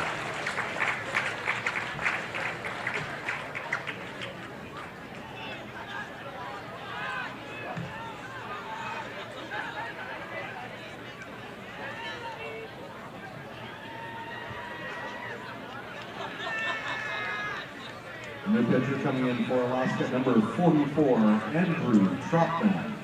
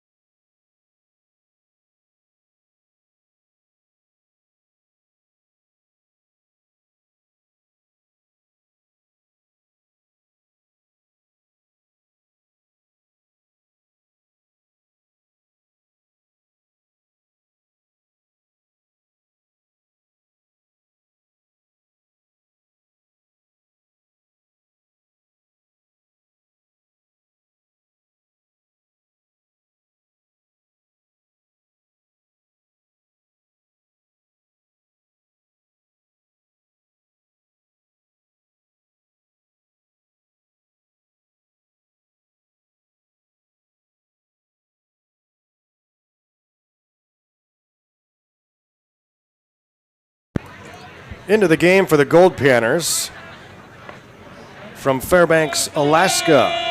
Andrew Trotman, number 44. Andrew Trotman, sophomore from Clark College in Ottawa, here on Canada Day. The 6'3" right-hander, Fairbanks native for the Goldpanners, steps into the hottest of kitchens. Bases loaded, nobody out for the Studs here in the 6th inning. They lead it 5-4, and a huge chance for more. Strike called. At the top of the order for the Studs, it's Makane Morishige. 0-1 from Trotman.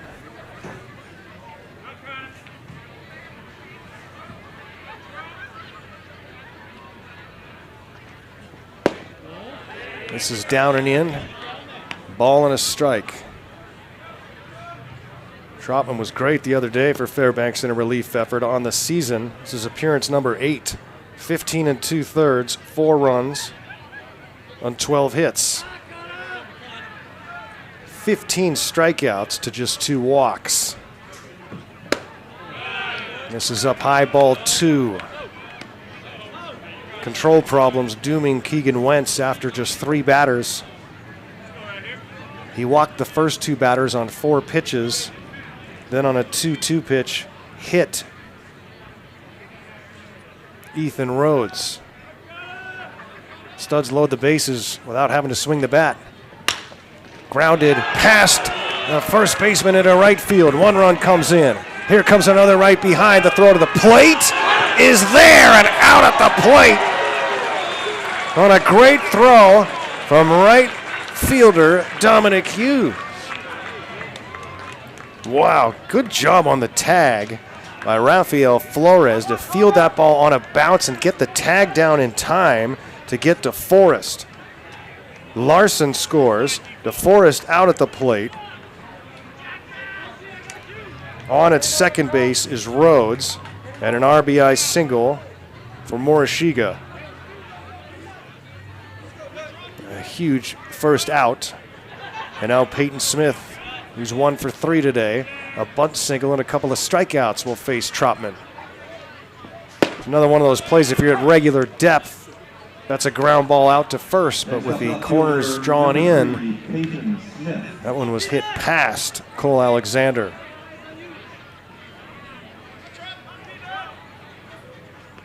.6'4" Studs. Down and in. Did he swing? No. This would be a great time for a ground ball double play.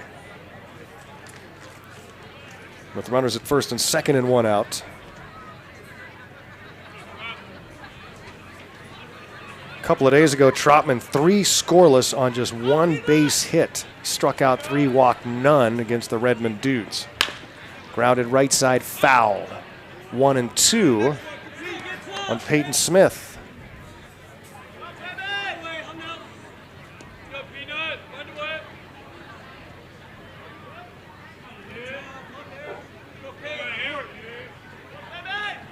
Garrow Von Dane here at James Donaldson Stadium, Grand Forks, British Columbia. Championship Sunday at 1 p.m. The winner of this game will go to that title game. The loser will have to win the 10 a.m. game on Sunday to advance to the championship. Andrew Trotman trying to keep the Panners in this one against Peyton Smith. A 2-2 count with 1 out. Swing and a foul tip from Smith. Hangs in there 2-2.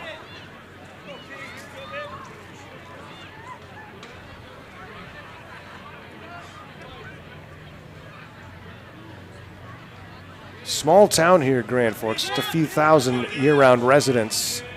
Some more come in the summertime.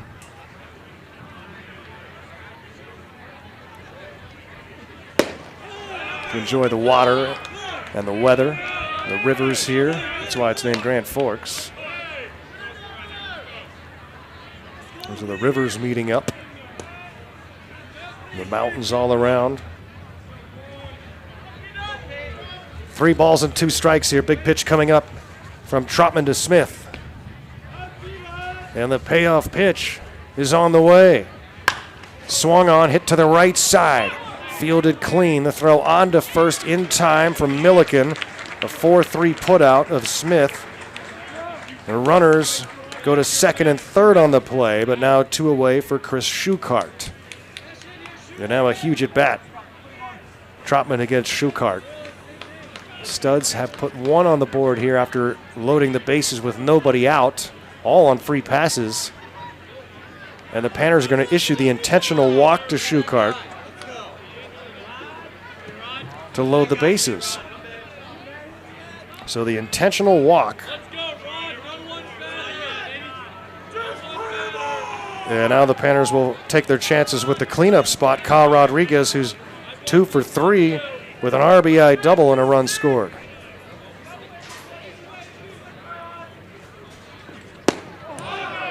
And he almost gets hit.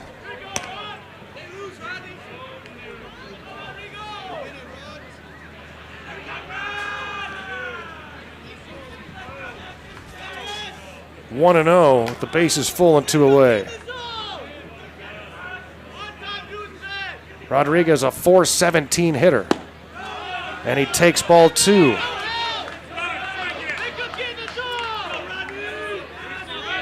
It's a lot of pressure on a pitcher when you intentionally walk the bases full, but we've seen Trotman walk very few this year.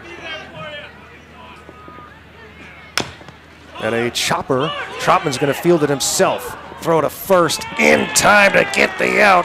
Trotman gets it done. The Studs do get 1. Could have been worse. 6-4 Seattle headed to the bottom of the 6th.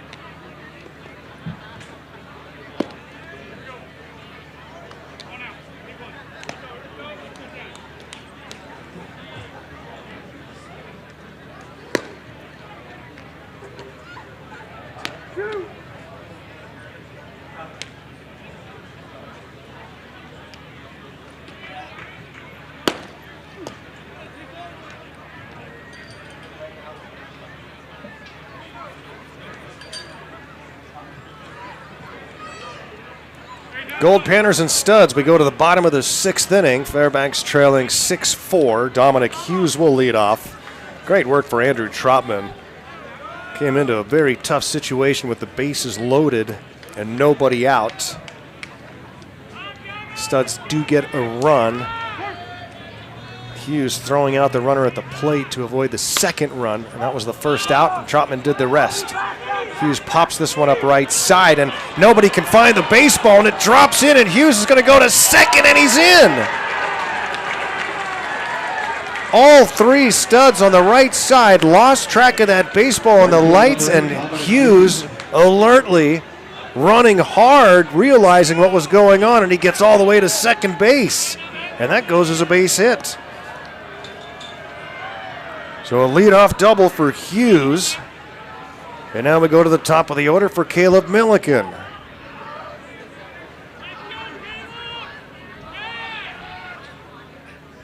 Up and away for ball 1. Before the start of this inning, Xander Klaus, Second baseman number 9, Caleb Milliken. his pitch count was climbing as we're getting closer to 100. And we're in the 6th.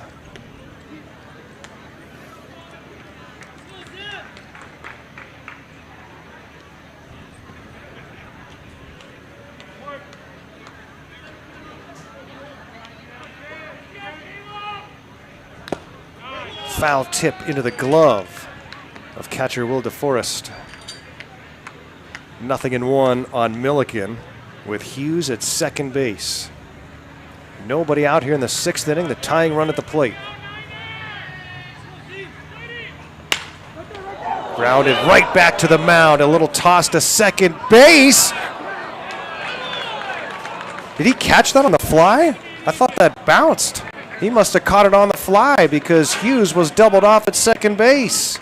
And the double play means 2 outs and now nobody on. I thought from here it bounced, but clearly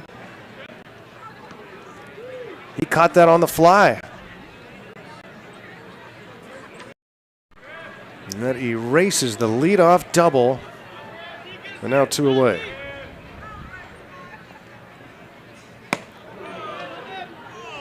Now Griffin Harrison will bat with nobody on.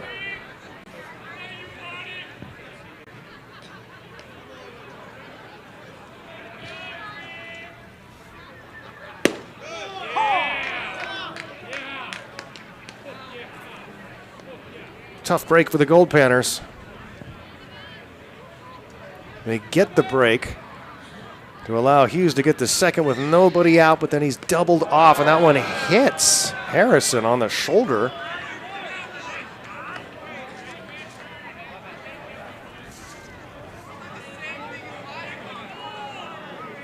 So a 2-out base runner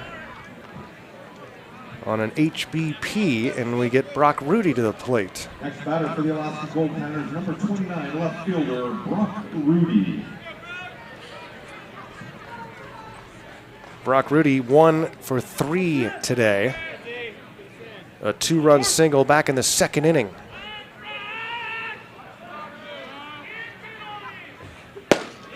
Takes the strike. Studs get the grand slam in the 1st to take a 4-0 lead. Panners get 1 in the bottom of the 1st. Then 3 in the 2nd, as the Panners came back to tie that game. But the Studs tack 1 on in the 5th and 1 more in the 6th. They lead it 6-4 in the bottom of the 6th. Brock Rudy in the hole here 0-2 with Harrison at first and 2 away. Rudy fouls it off to stay alive.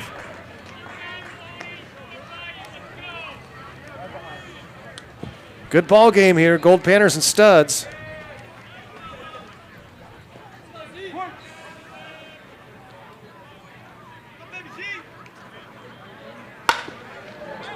Rudy hits it hard down the right field line, but he hooked it foul. Rafael Flores is on deck. And with 2 away, Harrison running on contact, so a base hit might get you a run. And we've seen anything that's hit in fair territory can be problematic today. We've seen some dropped balls, some lost in the lights, some booted, and Rudy hits this one down the right field line, a fair ball. Around second on his way to third is Harrison. He will be waved around third, and he will score, and an RBI double for Brock Rudy. He's driven in 3 tonight, and the Panners back to within 1. RBI double for Rudy. He just straightened it out after hooking the previous one foul. And Harrison, as stated, on contact. And Ryan Hansen never wavered, swinging his arm like a windmill over at third. Harrison scores easily. All the way from first, it's now 6-5, and here's Rafael Flores. He can drive in the tying run. And the bullpen will get started for the Studs. Line to right, a base hit for Flores on one hop, and they're going to hold the runner at third, and wisely so. A great throw from right fielder Riker on the money. You want to send him with 2 outs with 1 to tie, but Hansen avoided the emotional choice and holds Rudy at third. That was a one-hopper straight to Riker, too, right at him. Designated hitter number 4, Flores keeps it alive. Boy, without the double play earlier, huh? Now Matthew Pinal, 1 for 3 tonight. One of the top hitters on the Goldpanners this summer. He could tie it or more. Pinal takes a strike. These two teams have played so many great games over the years. Here's another one brewing in Grand Forks. Pinal fouls that one out of play. It's 0-2.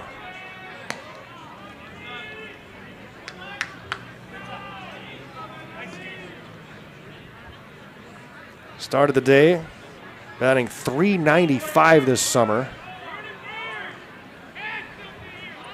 He's in the hole here with Gold at the corners. And Klaus will step off. And again, wanting the balk of the Goldpanner coaches. Ryan Hansen can't believe it over there at third. It's twice that they have been convinced that Klaus is balked. That would have brought in the tying run. Pinal fouls another one to stay alive. Throwing those sinkers. Xander Klaus, you got to figure this is his last inning of work. He's around 100 pitches.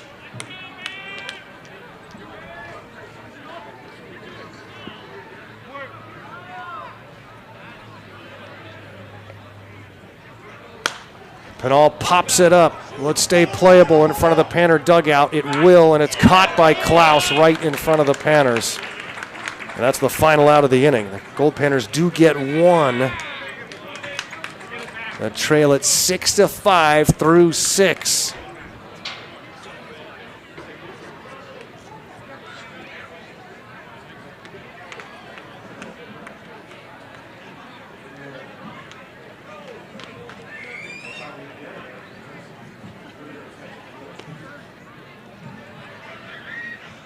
In the bottom of the 6th inning, the Alaska Goldpanners scored 1 run on 3 hits. There were no errors and 2 men left on base. The score after 6 complete innings: Seattle Studs 6, Goldpanners 5.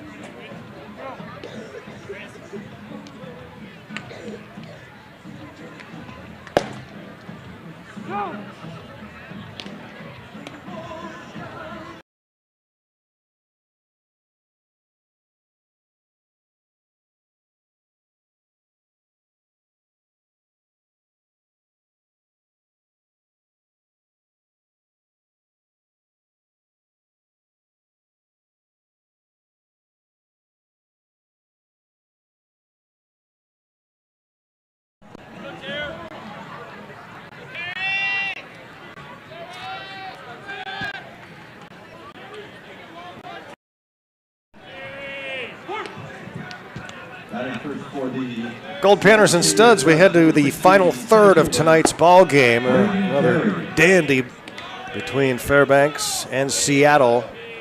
A couple of heavyweights going at it tonight here in Grand Forks in front of a big crowd on a gorgeous Canada Day night. 6'5" Studs as we start the seventh. Andrew Trotman gets a swing and a foul tip from Braden Terry. Terry, then Riker and Larson do up.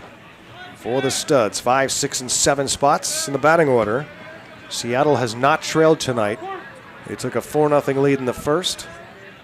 Panners came back to tie. Now the Studs lead at 6-5.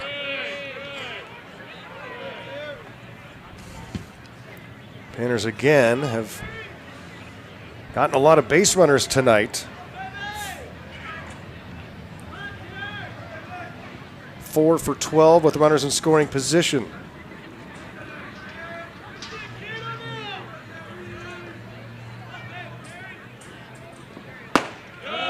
Checked his swing. 2-1. Or 3-1 rather.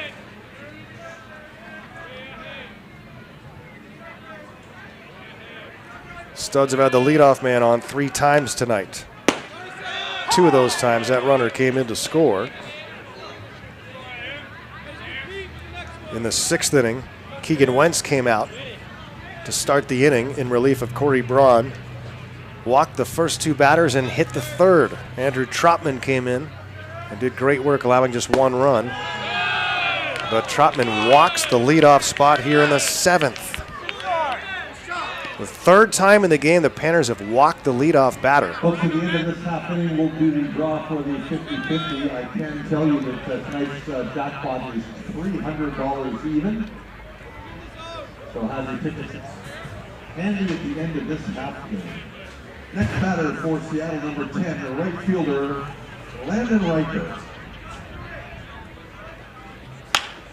Riker, a 1-hopper to second, to the bag for 1, on to first, and a 4-6-3 double play wipes it out.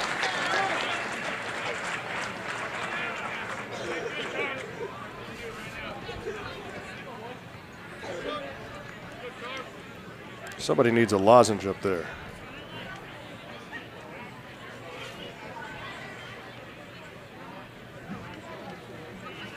You hear them coughing and coughing through the mic. Here's Charlie Larson, 0 for 2 with a walk and a run scored. And a strike called. Larson, 2 outs and the base is empty.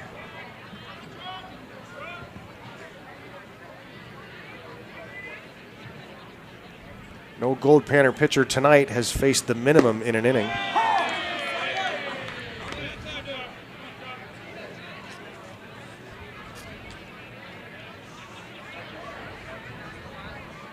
Come close a few times. Trotman trying to do it here in the 7th.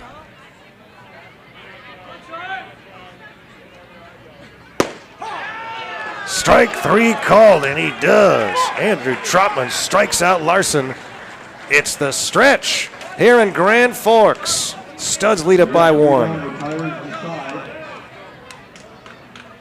Grab those 50-50 tickets, folks. We'll make the draw. If this is your lucky number, you'll have 10 minutes to get to guest relations to claim your prize. Tonight's $300 50-50 ticket is 9575265. Once again, 9575265. If that's your lucky ticket, take it to guest relations. To claim your prize, you have 10 minutes. If nobody claims it within 10 minutes, we will draw again. 9575265.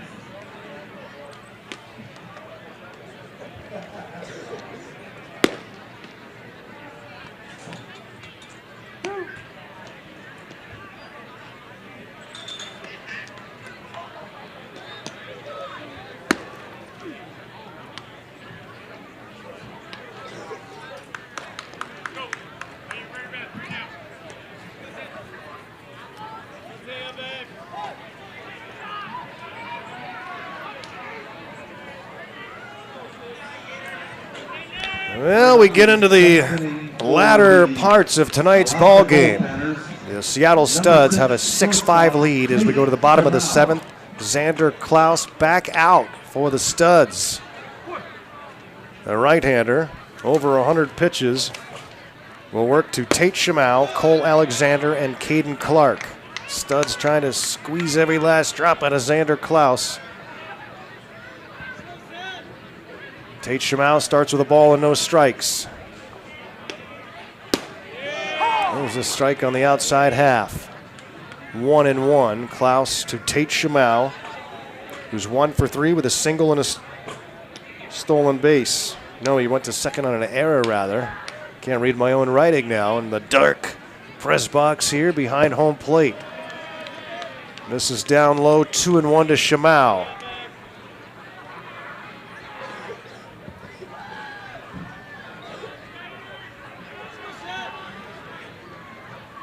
Way outside, 3-1. Grand Forks incorporated in 1897. A big Doukhobor population here. The Doukhobors, a Christian ethnic group of Russian origin. Ball 4, a 5-pitch walk to Tate Shamau. What's Barry Aiden gonna do with the Studs? Cole Alexander will be the batter. And it looks like he's gonna face Xander Klaus in a righty-lefty matchup. Alexander is 1 for 3 with a double. And lines this one, but right at the third baseman who throws to first for a double play. Are you kidding me? A hot liner to Larson, who then throws out Shamau back-to-back innings with a double play in similar fashion.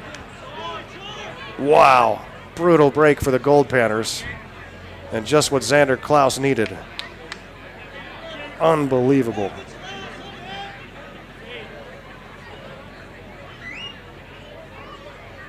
Caden Clark now with the bases empty. Are you kidding me? Center fielder 33, Caden Clark. 1-run game here in the 7th.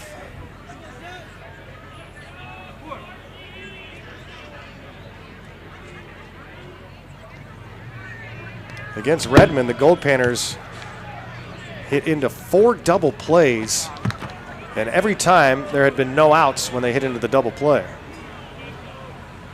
They have hit into 2 double plays like that, where the runners doubled off in the last 2 innings.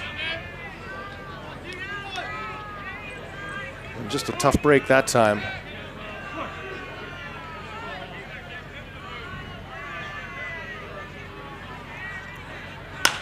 Clark pops this one up right side, just into foul territory, and it's caught for out number 3. The Panners squander an opportunity here in the 7th.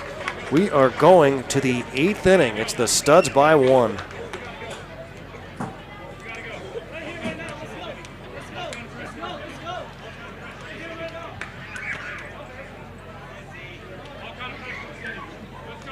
Three up, 3 down, the Tigers inside.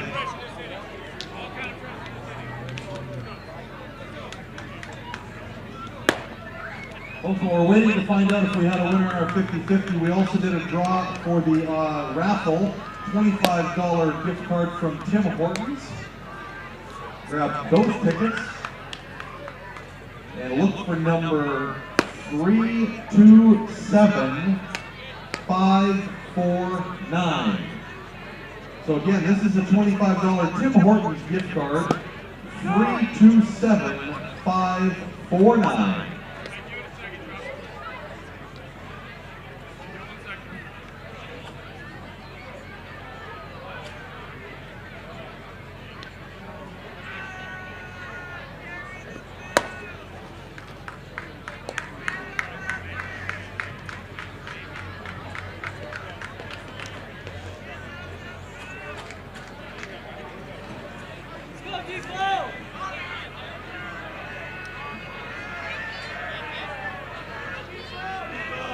Starting the 8th inning for Seattle, number 19, catcher Will DeForest. Will DeForest will lead off for the Seattle Studs. We're getting late in the game. Studs lead it by 1. Andrew Trotman's got to keep it a 1-run game here. DeForest 1 for 2 tonight with a walk. The Fairbanks native on the big stage right now here in Grand Forks.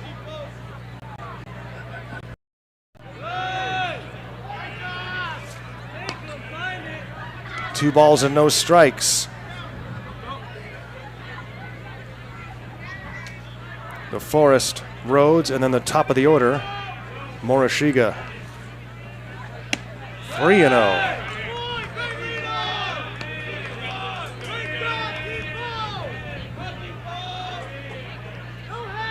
Boy, you could feel the Panners ready to get to starting pitcher Xander Klaus in that inning, and a line drive to third. Huge break for the Studs. Strike called, it's 3-1.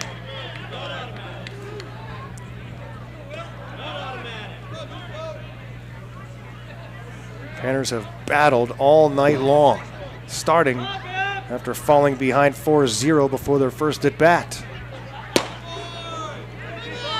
And it's ball 4. Trotman has walked 2 tonight, and only walked 2 this year. And in back-to-back innings, he has walked the leadoff spot. Got a double play in the 7th inning to take care of it. And now he'll face Ethan Rhodes. Way outside for ball 1. Panners have not done themselves favors tonight with free passes. There haven't been a ton of them, but they have come back to hurt the Goldpanners.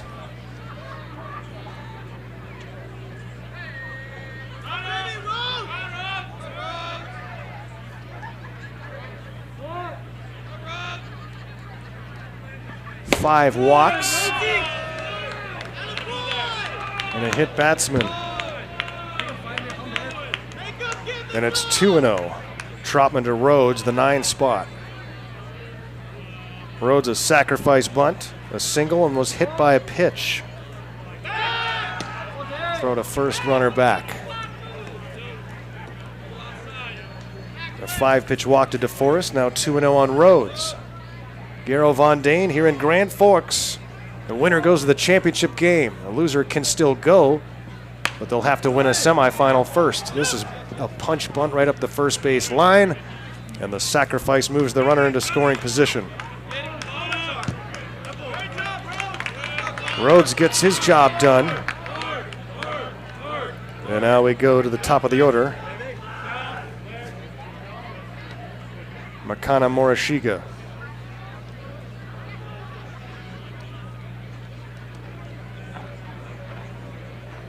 The right-handed hitter against the righty Trotman. There's a chance to give the Studs some insurance here in the 8th inning. Mentioned that Doukhobor population here in Grand Forks. Everywhere you go, there's borscht. That Russian soup that often is based with beets or another root vegetable. The pitch hits Morishige. 2 free passes in the inning. And 2 aboard for the Studs with 1 out. The Panners issued 3 free passes to open the 6th inning. And load the bases for the Studs.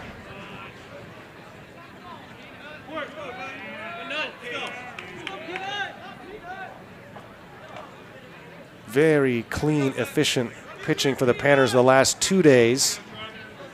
Today, having to battle a lot more.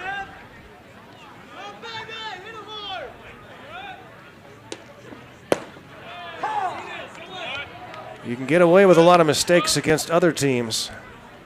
But the Studs, time and time again, we've seen how they just let other teams lose.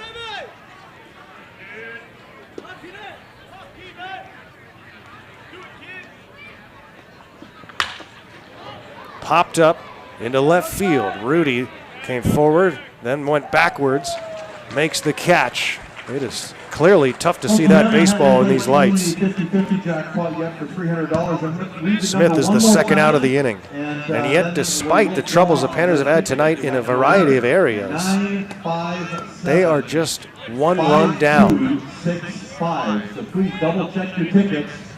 Ending in 7-5-2-6-5 for $300. 7 hits tonight for the Studs. Just 3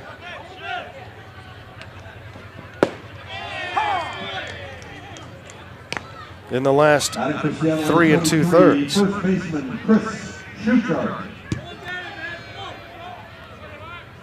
Chris Schuchart, a 2 for 4 night, or rather, a 1 for 3 night, was intentionally walked his last time up.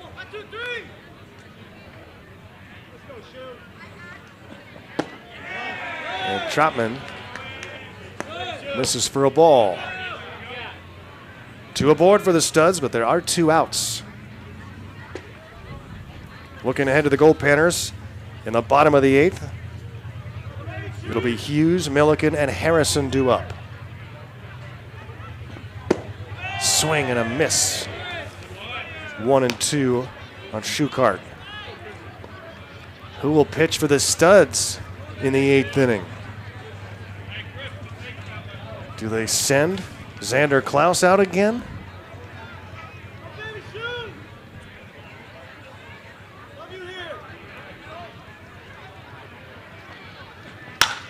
Grounded to short. Chamel's got it. Throw to second for the force out. Great work for Andrew Trotman.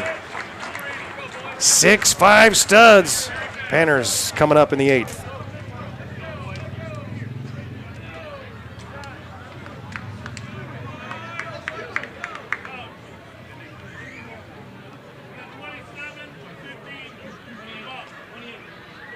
For Seattle in the 8th inning, no runs on no hits, no errors, and 2 left stranded. Heading into the bottom of the 8th, the Studs lead the Goldpanners 6-5.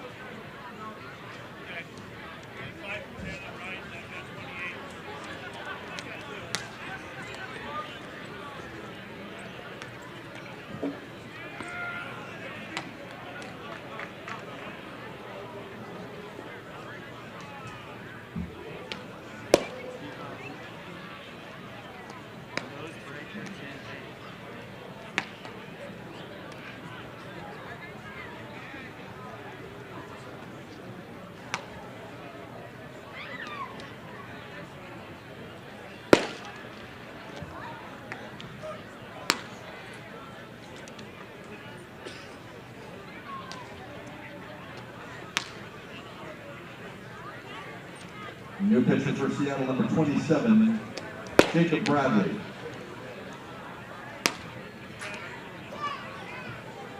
28's in the 3 hole.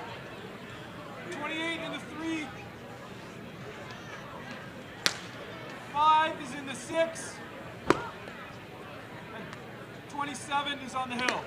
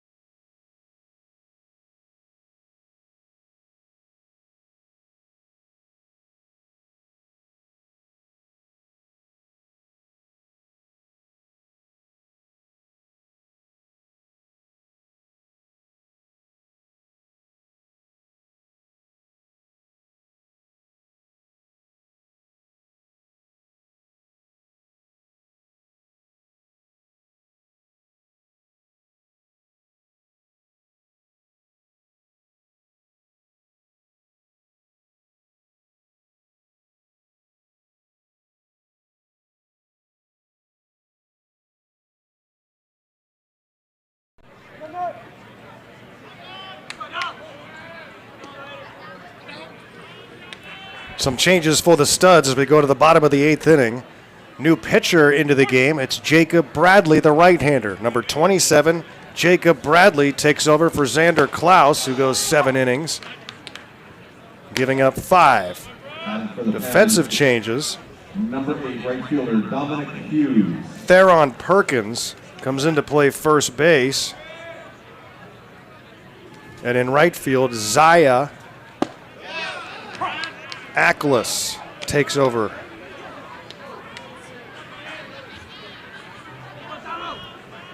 Oh, and 2 on Dominic Hughes to open up the bottom of the 8th.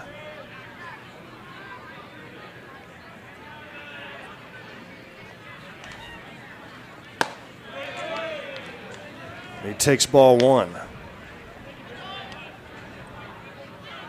Haven't had a chance to get any of that borscht yet here. Would like to. It's good stuff generally.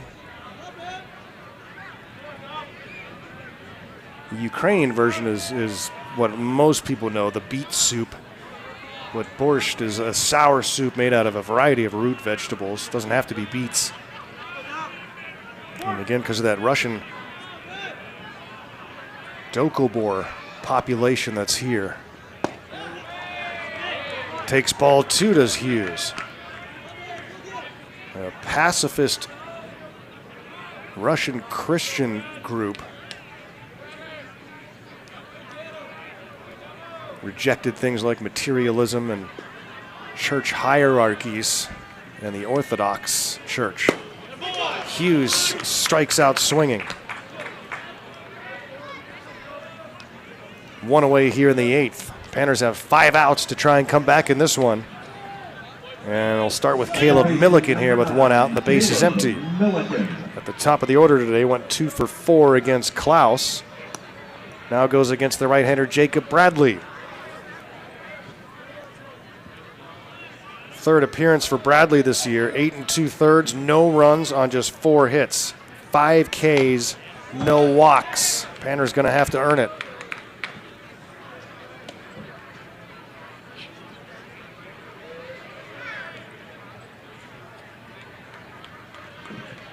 Again, the winner advances to the championship game Sunday. Loser is going to have to win a semifinal game Sunday morning to get to the championship.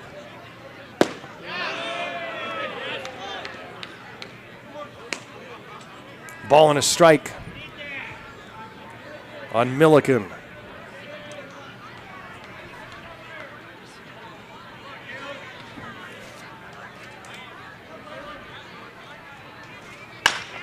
Grounded towards 3rd on 2 hops. Larson in the dirt, scooped over at first by Perkins. 2 up and 2 down here in the 8th for Jacob Bradley. Brings up Griffin Harrison. 2 outs and the base is empty. Drawing a new number. We'll have that for you in just a moment, so keep your tickets handy. And we got a streaker. We got a naked guy on the field, everybody. A naked man running from the bleachers towards the center field fence. And he comes over to try and fist bump center fielder Braden Terry and heads for the fence. And that naked man will very carefully climb over the fence in center field and depart. We saw that last night too, but we had a closer look yesterday from the stands. And so our streaker's made his appearance. Let's hope he is a lucky naked man, bringing the Goldpanners some good fortune.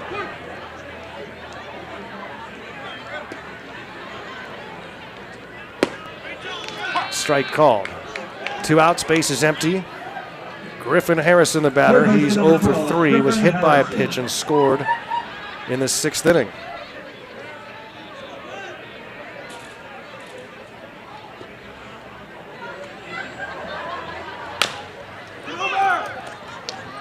Grounded to first. Throw to Bradley, covering the bag in time. Bradley a 1-2-3-8. That's the first time the Panthers have been retired in order tonight. Studs lead at 6-5. We're going to the 9th. 3 up, 3 down, retired to side, and we have a new number to draw or to call out here for the 50-50. Again, it is a $300 jackpot. And If this is your lucky number, get down to guest relations as quickly as possible to claim your prize. Our new number, 0573846. Once again, 0573846. Read that last 5 digits one more time, 38465. If that's your 50-50 ticket, please take it to guest relations to claim your $300 prize.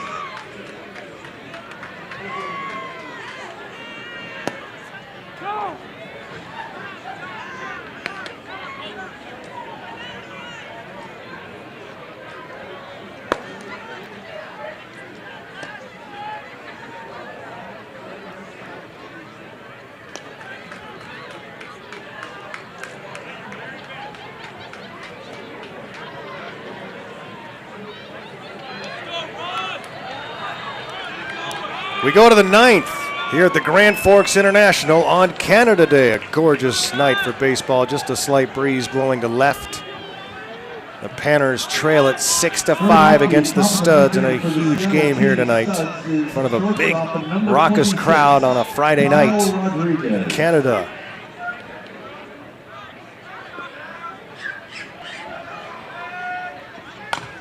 Swinging a foul tip. Good work for Andrew Trotman tonight. Trying to keep it a one-run game here in the 9th inning, facing Kyle Rodriguez, Braden Terry, and then Zaya Aklas.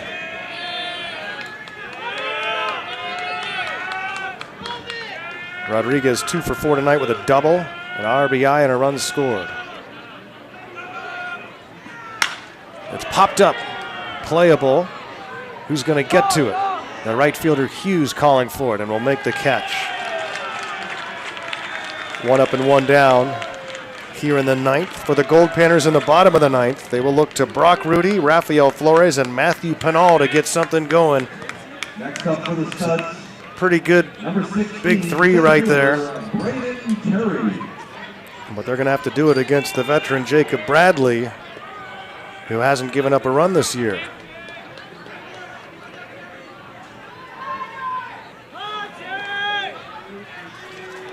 But first things first, Andrew Trotman against Braden Terry. Is this it for Trotman here in Grand Forks? He's pitched a lot. Panners are off tomorrow and will play on Sunday, we know that. Will they play at 1 or at 10 a.m. or both? Regardless, we'll have it all on Pannervision. A smash to right center. It's going back and towards the fence. And that ball is gone. A solo home run for Braden Terry. And the Studs pour out of the dugout in celebration. A huge insurance home run over the high fence in right field. And it's 7-5 Studs.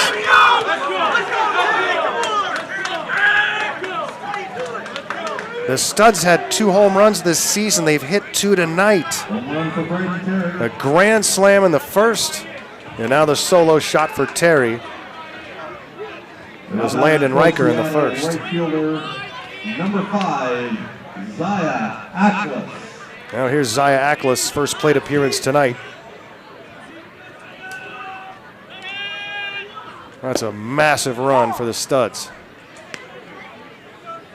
I forgot to give you the answer to the trivia question. Who are the 3 Canadian teams to play against the Goldpanners in the Midnight Sun game over the years? Hit high into center field. Caden Clark underneath it makes the catch for out number 2. The answer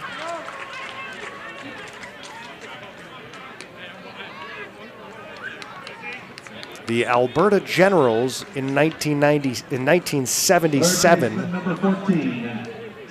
and then the Kelowna Grizzlies did it twice.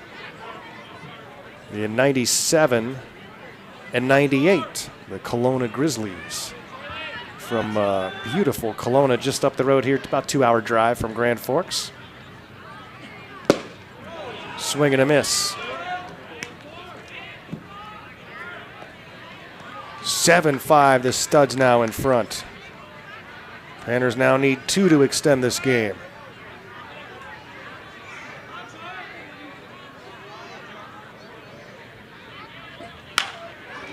Fouled out of play.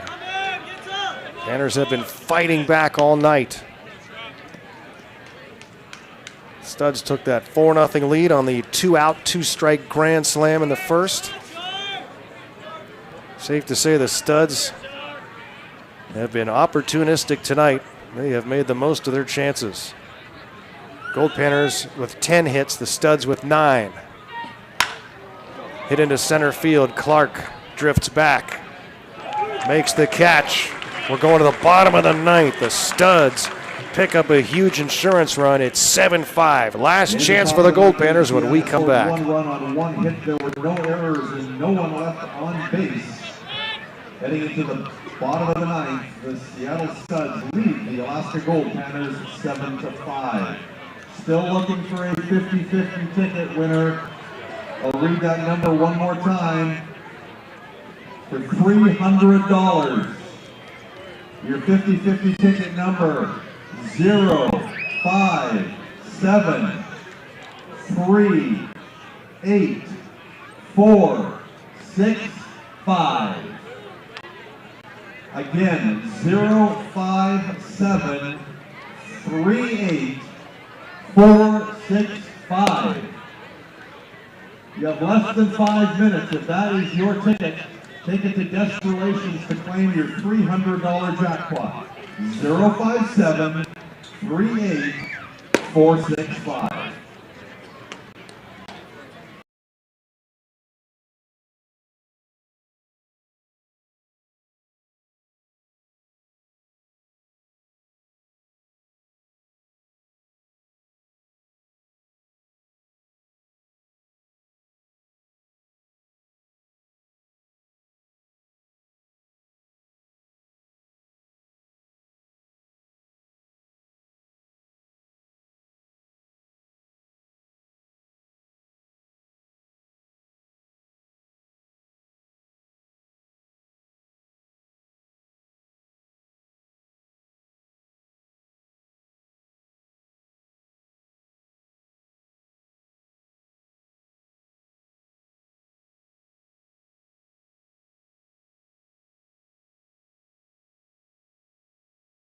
Batter here in the bottom of the ninth inning.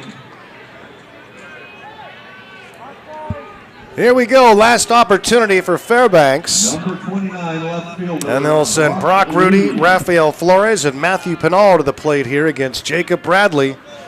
Bradley at 1-2-3-8, his first inning of work in relief of Xander Klaus. Rudy takes a strike. A 2-for-4 night for Brock with 3 runs batted in. He had a double.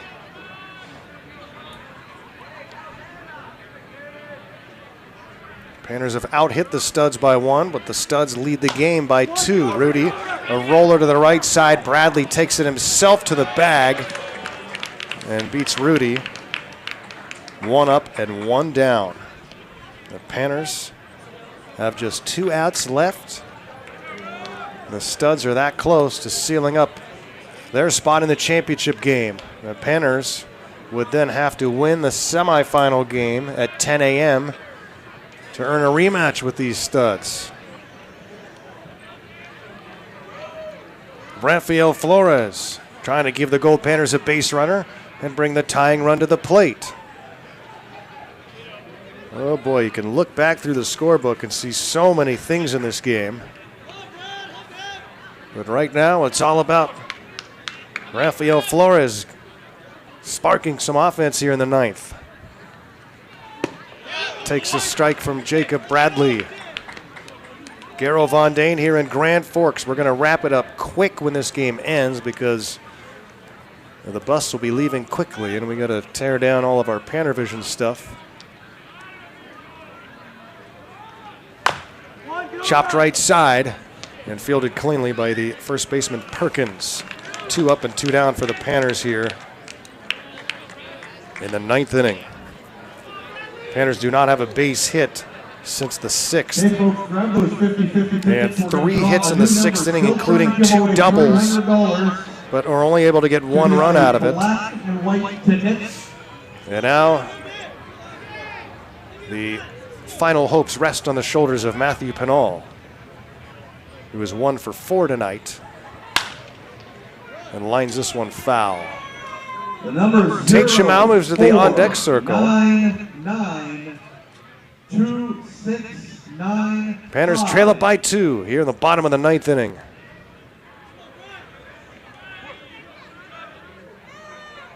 Pretty quick game tonight. We started a little bit past 7:30. Now 9 minutes past 10. Again, happy Canada Day to all of our Canadian family and friends. 2695. The black and white ticket for $300. 04992695.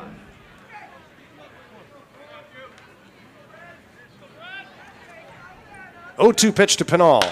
Grounds one to second base. On to first for the 4-3 putout.